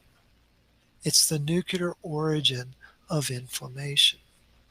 So fear attracts iron, iron activates fear.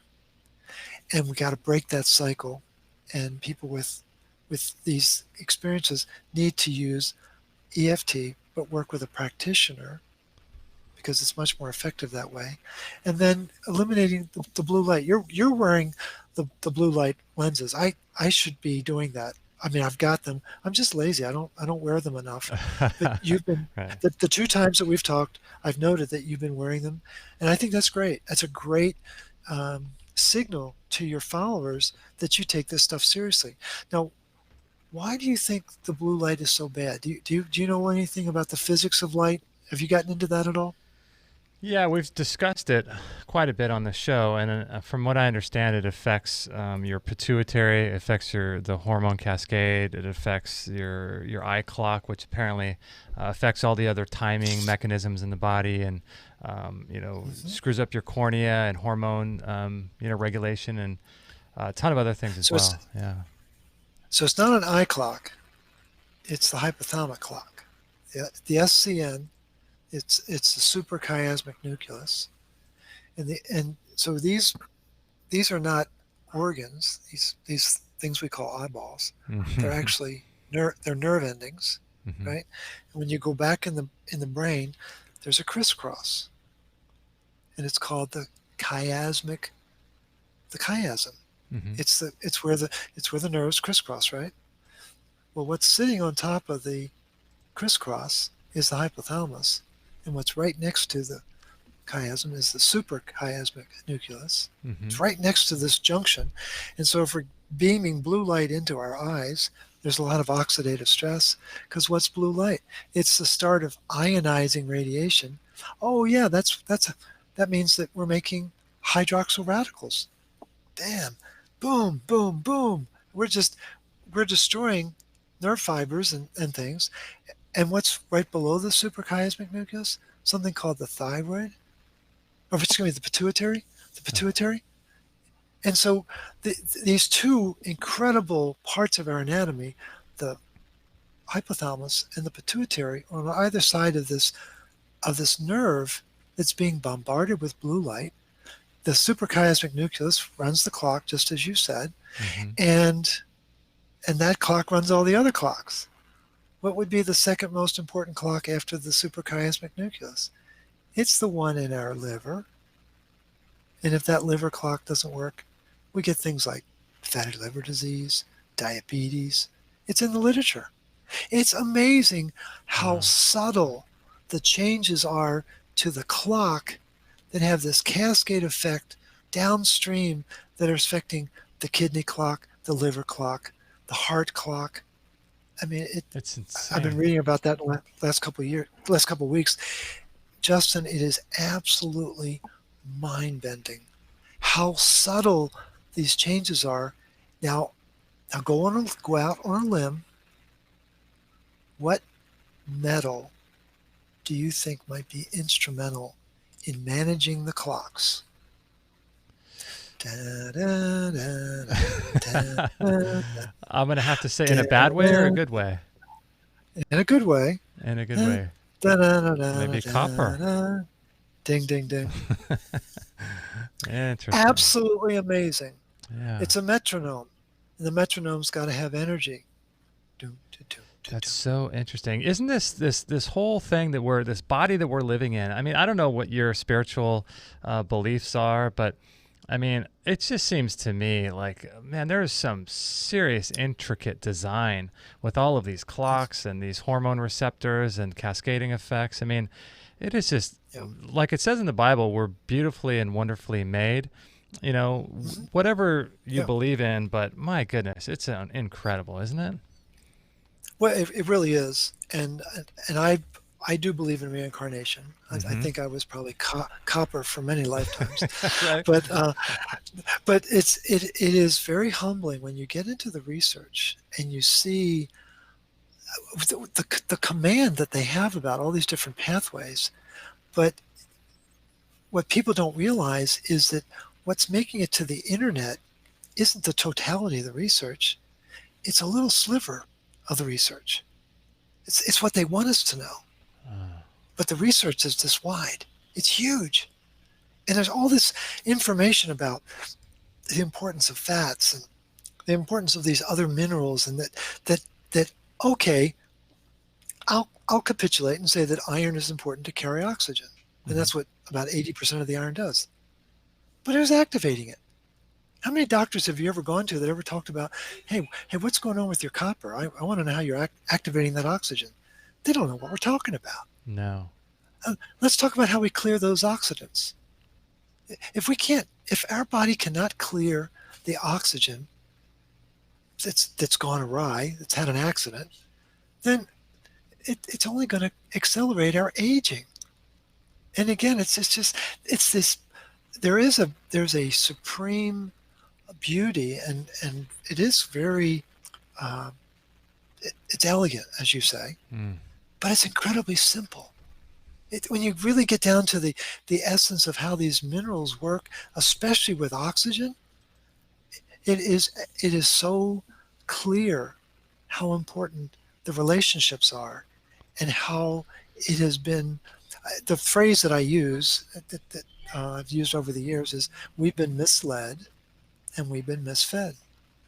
And we don't have the full story. We've not been provided all of the literature. We've been provided a fraction of the literature. And I think, and that's true for our practitioners. And so I don't fault doctors for what they do, because their training has been very carefully scripted, and it doesn't capture the totality of what Mother Nature intended. I can guarantee you that. Oh yeah, so. Most definitely. All right, well, Morley, we were going to go for an hour and a half, but you know what? There's some questions in the chat room. Do you want to take some of those? Sure, I'd be happy to. Absolutely. Okay, cool. Yeah. All right, yeah, so I'm gonna go through and take a look at some of the questions. Okay, I'm gonna scroll through and try to find some. Okay, what to do if you feel lightheaded after donating blood as a woman and you don't feel good afterwards, and you're anemic? Is there issues with that? Well, I encourage people. I think as a rule, donating blood is typically not an issue. When someone has a reaction like that, it's usually weak adrenals, and the blood loss is perceived. Again, what are the adrenal glands? They're monitoring stress in the body, and they're like, oh my gosh, we're down. And so that doesn't happen very often, but it happens often enough that people need to be sensitive to that. Okay. So what I typically encourage people to do is adrenal cocktails to re-nourish and resupply the adrenals with the minerals that they need. The vitamin C is very, very important. And before they donate again, they probably want to have liver, maybe once or twice before they do that. Okay. Just to bulk up the body. Okay. But I really encourage people to get a baseline of information, just so they have a working knowledge. And now, someone who says that they're anemic, what's important to distinguish is that there's 3 different ways of defining anemia. So for over 100 years, from 1860 to 1972, it was always hemoglobin. Mm-hmm. And low hemoglobin was, again, that's where 80% of the iron was. Right. In 72, they popped this serum ferritin on us, not telling us that it's actually empty shotgun shells. And we'll have a chance to talk about that at another time. Yeah. But the point is, it's a very misleading marker. And ferritin as a protein is less than 10% of the iron in our body. We got 80% over here carrying oxygen, and less than 10% is in the protein that's storing it. Mm-hmm. We were not meant to store iron. That's not really what the body's designed to do. And then 4% of our iron is in the blood as part, it shows up as the serum iron and as part of the recycling system. It's very common for people to have low ferritin. And the reason why it's low is because you got to have bioavailable copper to load iron into ferritin. So why would the body make ferritin if it knows it doesn't have the copper to load it? Right. So the ferritin level goes down. The other extreme is high ferritin, which is very common in older men and very common in people who have sugar issues. And long story short is the recycling macrophages get glycated and they discharge the iron into the macrophage and they secrete the empty protein. That's the empty shotgun shell. So that's the yin and yang of ferritin, but both of them, both high and low, are caused by a lack of bioavailable copper. And so usually when people have a reaction to the blood donation, is almost always the weak adrenals, and they just need to be supported. Okay, cool. If you guys have any questions, if you want to call on Skype and you want to ask Morley a direct question, feel free to do that. And then I'm going to go through some of these questions here. I'm going through the chat room and just kind of trying to start with the oldest ones first to that are in all caps. Okay, so one LSO many, I don't know how you say your YouTube handle. How do macrophages and immune cells that devour invading pathogens help the body to recycle iron? That's a good question. Well, these macrophages are incredibly intelligent. The 3 parts of the body that fascinate me, well, actually, I guess it's actually 4. So we've got, but the mitochondria, the membranes of the cells, and all the organelles, and the macrophages, and then the 4th would be the mast cells. Amazing. I mean, the complexity and the sophistication of these tissues is amazing. But the macrophage, I think it's one of the most misunderstood components of our body. The fact that so much of it is in breast milk, the fact that so much of it is in our liver, the fact that it's so central to recycling iron. And again, it's just, there's intelligence to this tissue. I'm absolutely convinced. My theory, I have no research to back it up. This is just Morley, crazy Morley thinking out loud. Yeah. But I think that the macrophages are agents of the hypothalamus. That's how intelligent they are. And that they can do so many different functions. They're managing immune function. They're managing recycling of iron. They are toggling between inflammation and wound repair. If you want a fascinating read, just Google wound repair and see what's involved in that process. And yet these macrophages are instrumental. They have what's called M1 and M2 function. M1 is inflammation, M2 is the wound repair. And they're supposed to be able to move back and forth. Well, so 90% of these macrophages are in our liver, and they're called Kupfer cells. They were named in honor of Dr. Kupfer, who was a German physician back in the late 1800s. What does the word Kupfer, when it's translated from German, mean? Copper, right? Copper. Copper, absolutely. And so I think that's the wink, wink system having fun with us. I think the macrophages are really essential agents that use copper, and they've been demonized and confused, and it's gotten out of control. Yeah. So I think that there's a lot more to the macrophage than people realize, and they are amazingly complex and critical parts of our metabolism and our immune system. That's so interesting. Okay, so Big Fat Mama says, I love that screen name. I love your screen name, Big Fat Mama. It's so great. Does Dr. Robbins Morley give an opinion? I think she called you doctor, but yeah, I'm a teacher, but I'm not a doctor. There you go. Does Morley give an opinion on vegetable or animal sources of copper? How about cooking with copper or cast iron? Ooh, does that help or hinder health? Good questions. No, it's copper pans are not going to solve the copper problem. Again, historically, we certainly could get copper from vegetable sources and then also from animal sources. And there are cultures that are vegetarian. I'm not a Luddite about that. But the growing practices worldwide have changed. And there's too much copper being used as herbicides and pesticides, and they're being sprayed on the plants. One of the students that went through my program, he's a small grain farmer in Northern California, and his specialty is barley and radishes. And what David does before the growing season, he sprays the fields with copper sulfate because he knows the microbes will use that copper to put it into the root system for the plants to have the highest Brix content. Brix is a copper function. How about that? And so but you don't get that when you spray copper on the leaf. It needs to come up through the root system because there's all sorts of cofactors and enzyme pathways that work with that in order to give the plant its optimal expression. So the vegetable sources, I guess the non-animal source that I recommend is the whole food vitamin C, and the ones that I recommend are usually from oranges or citrus. But the bee pollen and the beef liver are obviously animal sources.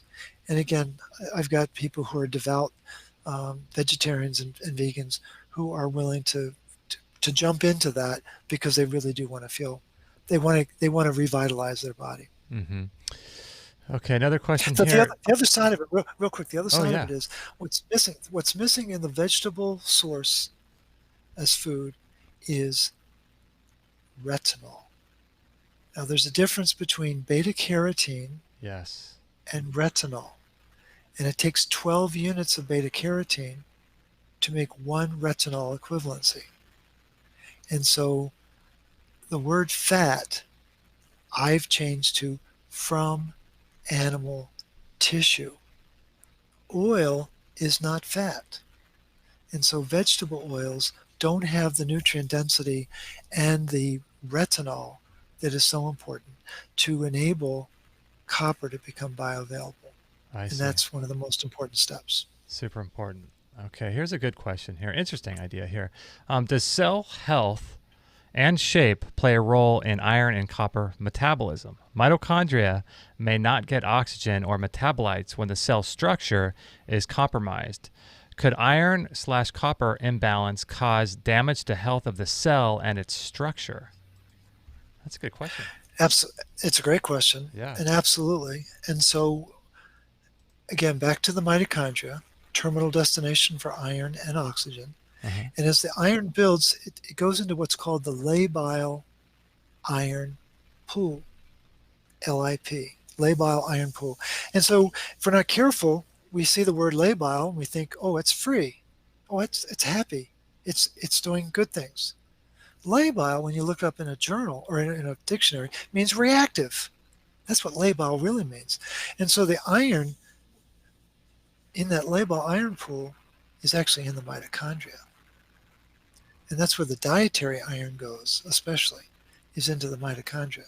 And as the mitochondria begins to build with iron, the efficiency of making ATP goes down. It can be a 40% drop, 60% drop, 80% drop, 96% drop. I've read articles that have studied all 4 levels of deficiency in ATP production.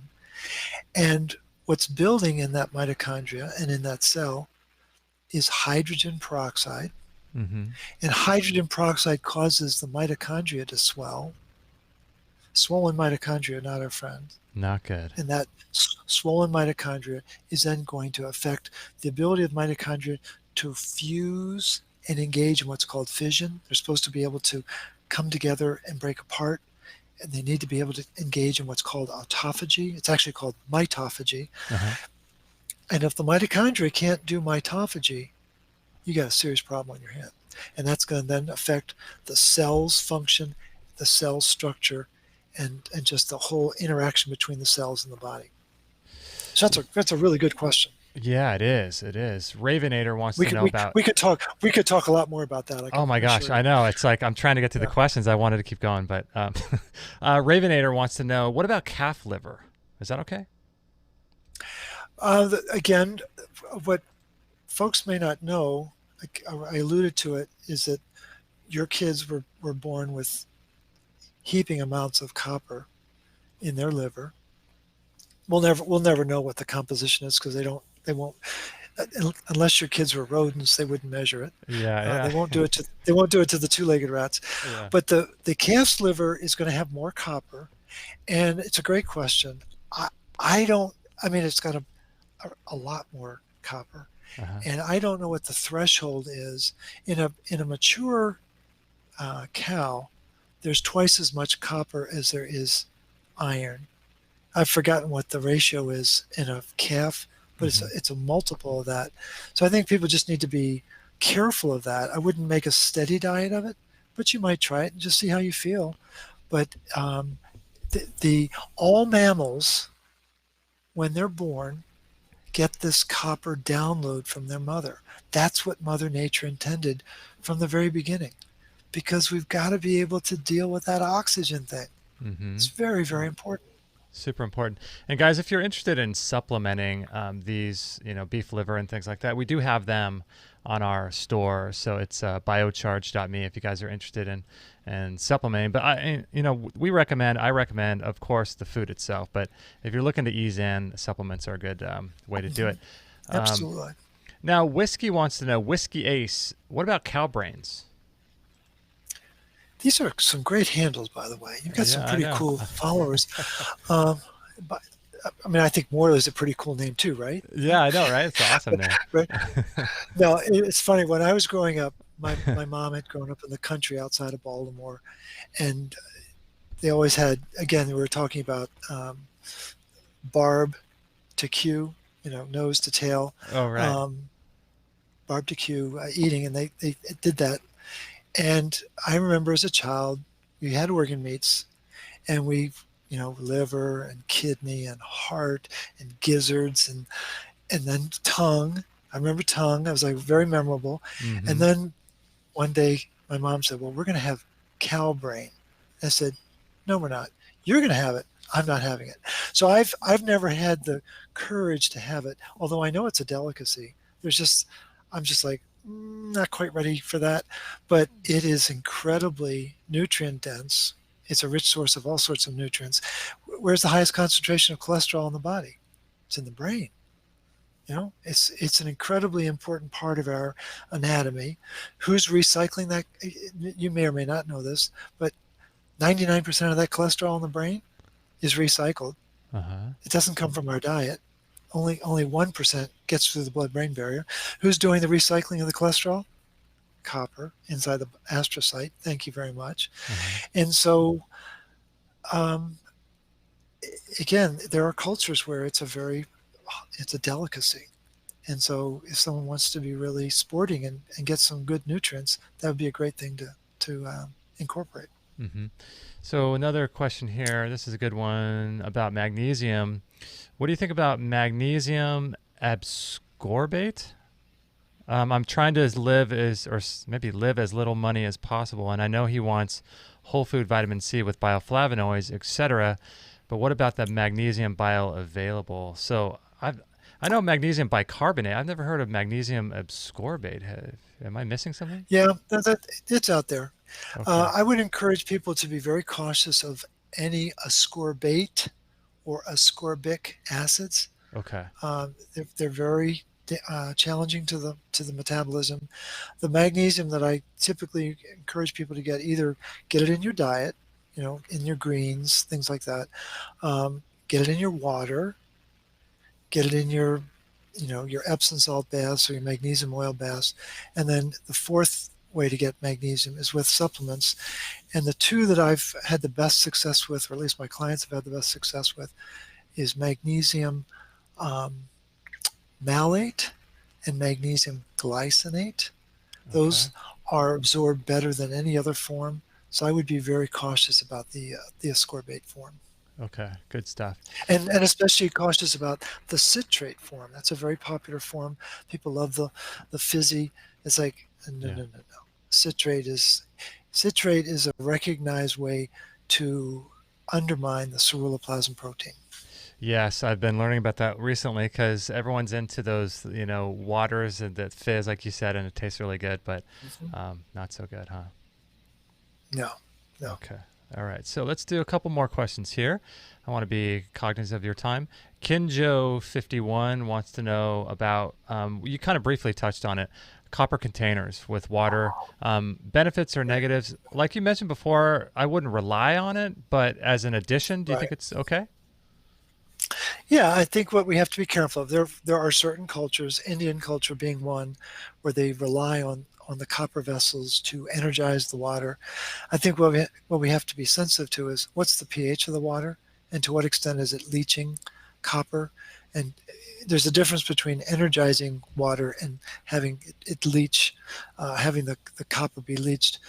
I think what you just said is the best way to approach it. Again, don't be over reliant on it, but I think it certainly is a factor. But the best way to get copper is going to be through, unfortunately for some of your followers, it's going to be through animal foods, because the animal has done the heavy lifting and made sure that the copper is usable. Yeah, that's good stuff. All right, this is French Wee Wee. I love these names; they're so good. I got to change my handle. I know. It's just so simple, Morley. You got to do something fun like that. Yeah, that's right. Yeah. They won't let me donate blood. So yeah, there could be some instances where you can't do that, but there's ways around that, right? I've heard you talk about that. Yeah. So not knowing why they can't donate. Usually people can't donate because they don't weigh enough. They might have had a clinical condition. They might have had hepatitis or cancer or some other condition that is on a no-no list. It might be that they've got small veins. There are a variety of factors that can get in the way. I encourage people to network. I go back to the blood center and say, do you know someone, a phlebotomist, that will do this on the side? And it's not illegal. It's just it's not being done in the formal setting of a blood center. They can go to their doctor, do the same thing. There are practitioners who will do this because they know how important it is. It's just that they don't advertise, because there's this sort of the stigma about, we don't want to take blood out of your body, when in fact it's a very important way to, it's like a tonic for the body, really. And so people just need to be very forthcoming in saying that I really think I would benefit. I think what we need to know more about is what are the circumstances about why they can't donate. I'd like to know, what are the blood parameters? Is there something in their past that has prevented it? But it's a very rare person that can't give blood. Another alternative, there are actually two sets of alternatives. One would be to use castor oil packs. Oh, People may know of ADVOCACY. right. And so the castor bean produces an oil that has a very, very important enzyme in it, that quercetin. And quercetin will get into the liver and help to chelate the iron in the liver. So you soak flannel with the castor oil, put plastic over that, and put a heating pad over that, and it's a very effective tonic. I've got a mom that I know and communicate with, whose son's eczema disappeared after 2 weeks of castor oil packs. She was absolutely blown away. She couldn't believe it was that effective. The other is there are products that you can buy, like iDetox, or you can buy apolilactoferrin, or you can buy IP6, which is inositol hexaphosphate. IP6 is the formal chemical name for phytic acid. And these are iron chelators that will help to pull iron out of the blood. The difference is you sacrifice the benefit of the blood donation is the EPO encouraging the blood to be released tissue. You're not going to get that from the iron chelators. Yeah, super, super interesting. I'm going to go back and re-listen to what you said there and hopefully put some of those products on the show notes. MIT2008, what about the use of turmeric for reducing iron absorption? The turmeric you got to be careful with. It's very popular. It's been used historically in cooking, obviously, certainly in India. But when you get into the weeds of the research, you find out that it can also chelate copper as well as iron. Oh. So you've got to have the right kind. It's a very again. Let's go back to my axiom. If allopathic medicine is pushing it, you got to step back from it and say why. And not all turmeric is the same. Okay. So we have to be really thoughtful and get into the real details of the research to understand what are the parameters and what's the impact that it's going to have. So I don't recommend or push turmeric just because there's too many unknowns and too many variables there. And I know curcumin's amazing. Trust me. You just have to be very careful about the form and the brand, the quality and the caliber of it. But your followers can research curcumin copper chelation, and it's out there. The research will show you that it will chelate copper. That's interesting. Okay, cool. One final question from Darren Farrell, who is, I see you a lot, Darren, so this is great. It's good to see you again here in the chat room. Is there a way to get more iron from the tissues into the blood before going for a donation? That's a good question, too. Probably what you could do, a known way to help address iron, and this actually would be the third category I should have mentioned. So we've got the castor oil packs, we have the iron chelators, and fasting. A lot of people are into fasting now, and so that process of fasting triggers another process called autophagy, and the autophagy is what's going to release iron. So that would be a mechanism that they could use to trigger that. The process of autophagy is dependent on retinol. Not a lot of people know that. And again, it's the elegance of the body being able to recycle its parts.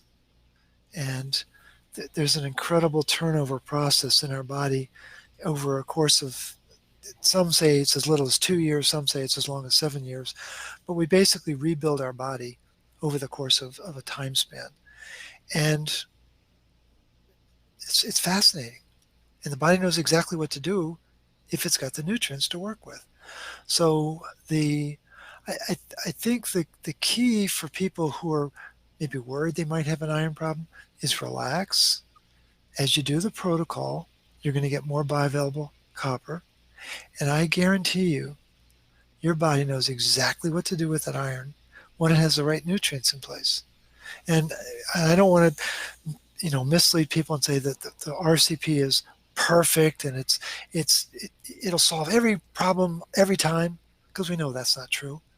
But it's an incredible baseline that changes physiology, that really helps to right the ship of people who have been capsized. And do that and see how your body responds to it before you start to worry about detoxes or other pathways that you might want to go down. So I think that I wouldn't be too worried about the iron status. Just be methodical about doing the protocol and just be very grateful that your body knows exactly what to do. Mm-hmm. It's funny. There was Someone, Bob Dylan, in the chat room talking about doing a cow brains smoothie. Okay, I'm not sure about that, but oh my gosh! You first, Justin. Tell me how that turns out, and then I'll consider it. You know what's so funny is, are you familiar with Augenis von der Planets by chance? He was a guy that, he advocated what he called the primal diet, and so it was animal foods, but it was raw animal foods and raw organs, and he had what he called something called high meat, and so he would take organ glandulars, meats, and essentially ferment them. And so he would ferment the organs raw, of course, and then he would blend these things up with, like, he'd do something for someone's like liver or thyroid, or for men or women, and it was a special concoction of brain, thyroid, testicles if you're a man, and liver and lung, I think some raw honey and some goat's milk, and these were all fermented high meat organ meats, and he'd blend them up into a smoothie, and he maintained that these things would reset your hormones for, I think, up to a year based on one of these. It's crazy, right? Wow. Yeah, no, I believe it. I'm blanking on amazing. There was a father-daughter team that did a lot of cancer therapy, and I'm blanking on. I'm embarrassed. I can't think of a name. But in any event, yeah.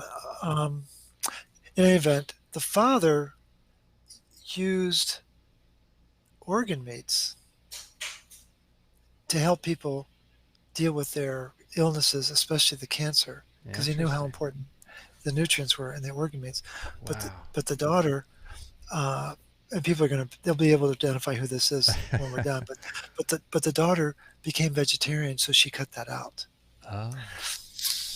And so it would have more significance if I wasn't having the senior moment blanking on her name. I wonder who they were. No, Are they still alive, do you think? She is still alive. She's like in her 80s or 90s. But the dad saved her life when she was a child by feeding her organ meats. Is this the Gerson family? Gerson, thank you, yes. Oh. So the complete difference between Father Gerson and Daughter Gerson in terms of what the process was. And of course, again, raw food, raw, but the organ meats were very big with the dad as opposed to the daughter. Interesting. Thank you. It was Charlotte Gerson, and I think she recently passed away, but she was in her 90s. Oh, did she? Okay. Yeah, that's right. Yeah. Gosh, so much going on. Very, very big difference. Yeah. Big difference. Well, Morley, thank you so much for your time, and I've learned so much from your work, and I think that it's really important for people to go back and listen to this, or go onto YouTube and search Morley Robbins. You've been on a lot of different podcasts, and I'm really happy that your work is getting out there, because I don't see anyone really talking about these things. And I think that after 650 shows, you've got to be in the top 5 of people we've ever talked to in terms of your understanding about all this. And I think it's so important. I'm really glad that you're putting your work out there and making it available to us. So I really appreciate your time. Well, Justin, I appreciate the chance to have this kind of dialogue, and the repartee, the banter is always very exciting for me, because sometimes I feel like I live in an echo chamber. I do enjoy these conversations, but you touch a lot of very savvy people. So for you to say what you just shared means a lot to me, and I appreciate that. And I look forward to continuing the dialogue. And we've talked about incorporating some of these thoughts and these concepts in your academy, and I think that would be a very important component to explore, because I think getting this word out that is my passion, to make more people aware of this information. And I'm very grateful for these types of venues to be able to share this. And especially, we've had a chance to talk for 2 hours, and I really appreciate that, because it takes a while to get into this and to really get into the subtleties of it. And I appreciate that you were willing to kind of settle in and really have an extended conversation. It's very, very helpful. Appreciate that, Morley. You know what?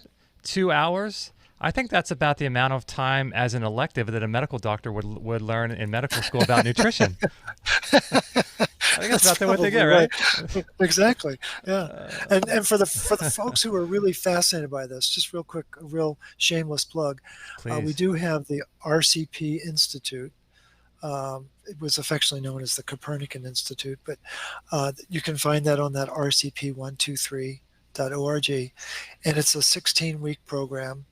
And there's recorded videos, and then there's live classes, and it's a incredible download that's being sought after by practitioners and people who want to be coaches, and by moms who really want to understand what's going on with their family. So we've drawn some very interesting people, and we've now trained about 300 people. And looking forward to, my goal is to get to 10,000 people before I kick the bucket. So I gotta really step up my program. But these types of shows really help broaden people's awareness, and it really stimulates a lot of people's interest. So I appreciate that. Yeah, this is great. So this is a 16-week course, and you'll learn the science behind the protocol. And so this is going to be for people that are either practitioners or people that want to learn more about this copper, iron, and magnesium balancing, right? And what's interesting about it is the practitioners come in and they are humbled by what they didn't know. Mm-hmm. And the biggest challenge that they face is letting go of all their knowledge. And when the non-professional people come in, they're very much unnerved by what they don't know, but they learn it. But they don't have to unlearn anything because they don't know. They didn't go through some training program, whether they become a nurse practitioner or an MD or or chiropractor or whatever. They just come in de novo to say, "Oh, this is how it works." Okay, and it's a fascinating process to see those two groups kind of meet in the middle, and it's very dynamic over the course of those 16 weeks. That's awesome. That's awesome. And guys, and the next class is in January. January is the next.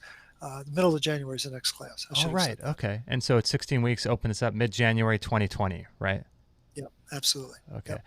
Yeah, I mean, guys, if you look at what's going on, there's a lot of popular sort of fad kind of people out there in the alternative natural health world. There's a lot of people that are gaining a lot of popularity and have big audiences, but they don't know all of the stuff that we talked about today. So it's super important, I think, to really do the research. And guys like Morley Robbins, in my opinion, are just indispensable, like just incredible amounts of knowledge. And I think that his level of knowledge would be to teach people that have the big audiences and are the fad naturopathic guys. And so this is why, Morley, we like having guys like you on the show versus just the popular kind of guys who are just parroting the same information. I really appreciate your work in this way. Well, I think I was born a contrarian, but deep inside, I really am seeking the truth, and I want to share this information. And as I shared with you before we got into this discussion, I wanted to be the thinking person's nutritionist, and I've really worked hard to develop a baseline of knowledge and a baseline of understanding about physiology based on minerals, because that's the foundation, and work up from there. And I think it's been very fruitful thus far. Awesome. All right. Well, there should be a link down on your screen in the middle at the bottom for you to end the call. But thank you again for being on and for your work. And let's do it again. I think we could explore a lot more, and I think it would be awesome for our listeners as well. That'd be great. Okay. Appreciate Awesome. the chance. Thank you so Thanks much, Morley. Justin. Bye-bye. Okay. Have a great one. Bye-bye. You as well. All right, there you go, Mr. Morley Robbins. I hope you enjoyed the show, my friends, and that was just an amazing guy. I mean, my question is, like, how many people do you think know about the things that he knows about in natural and alternative health? You know, there's not a lot of people that are understanding of the things that he talks about. And so I just think it's really important for all of us to gain an understanding of his work. And I just think it's awesome. So we went 2 hours and 15 minutes just now. So I'm not going to do a little ending part of the show. I think we'll just cut it off there. And we're going to be back on Wednesday, at least as far as I know, with Dr. Stuart Fishbein. He is our medical doctor. The only medical doctor in the state of California who's able to deliver twin births at home, right? Medical doctors, it's so regulated in America. It's so crazy, especially in California. So he was our medical doctor for the birth of our twins, which we weren't able to do at home. But we're going to have him on the show, and he's just an awesome, awesome guy. Typically, medical doctors aren't, we don't have a lot of medical doctors on the show, but he is just such a great friend of ours, and he's got his own podcast as well. And so it's just an honor to have him on. So that'll be on Wednesday.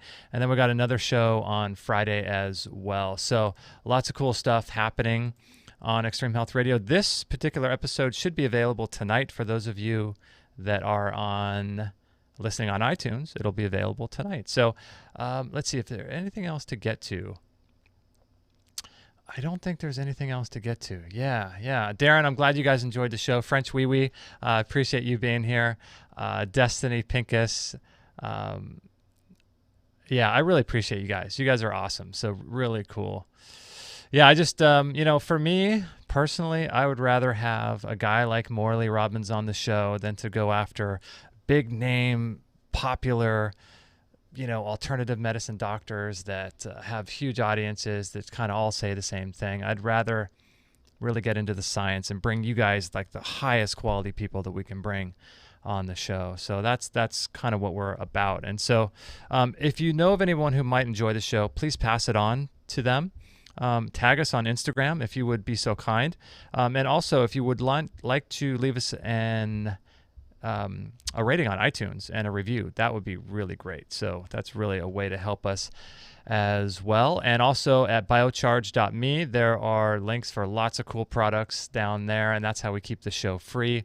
That's how we keep everything going on an ongoing basis to make sure that we're able to offer you guys, really great shows. So 2 hours and 15 minutes, that was quite a bit, right? So yeah, stay tuned. We'll be back on Wednesday, and we'll be with you, and hopefully going to enjoy a day off, and we'll be back on Friday as well. So love you guys very, very much, and everything will be available at extremehealthradio.com/633. Don't forget to join the Academy. Don't forget to do any of your shopping through biocharge.me or any of your Amazon shopping through our Amazon link on our homepage at the bottom. That would be really, really helpful and supportive of our work. So love you guys a lot. You guys are awesome, and just an honor to be here. All right, we'll see you Wednesday at 10:45. If not, then on Friday at 10:45 as well. Have a great week, and I'll see you on Wednesday. No material on this blog is intended to suggest that you should not seek professional medical care. Always work with qualified medical professionals, even if you educate yourself in the field of live food, nutrition, and alternative medicine. I'm not a doctor, nor am I offering readers medical advice of any kind. None of the information offered here should be interpreted as a diagnosis of any disease, nor an attempt to treat or prevent any disease or condition. While information in this blog is discussed in the context of numerous conditions, it can be dangerous to take action based on any information in this blog or to start any health program without first consulting a health professional. The content found here is for informational purposes only and is in no way intended as medical advice, as a substitute for medical counseling, or as a treatment/cure for any disease or health condition, and nor should it be continued as such. Always work with a qualified healthcare professional before making any changes to your diet, prescription drug use, lifestyle, or exercise activities. This information is provided as is, and the reader/viewer assumes all risks from the use, non-use, or misuse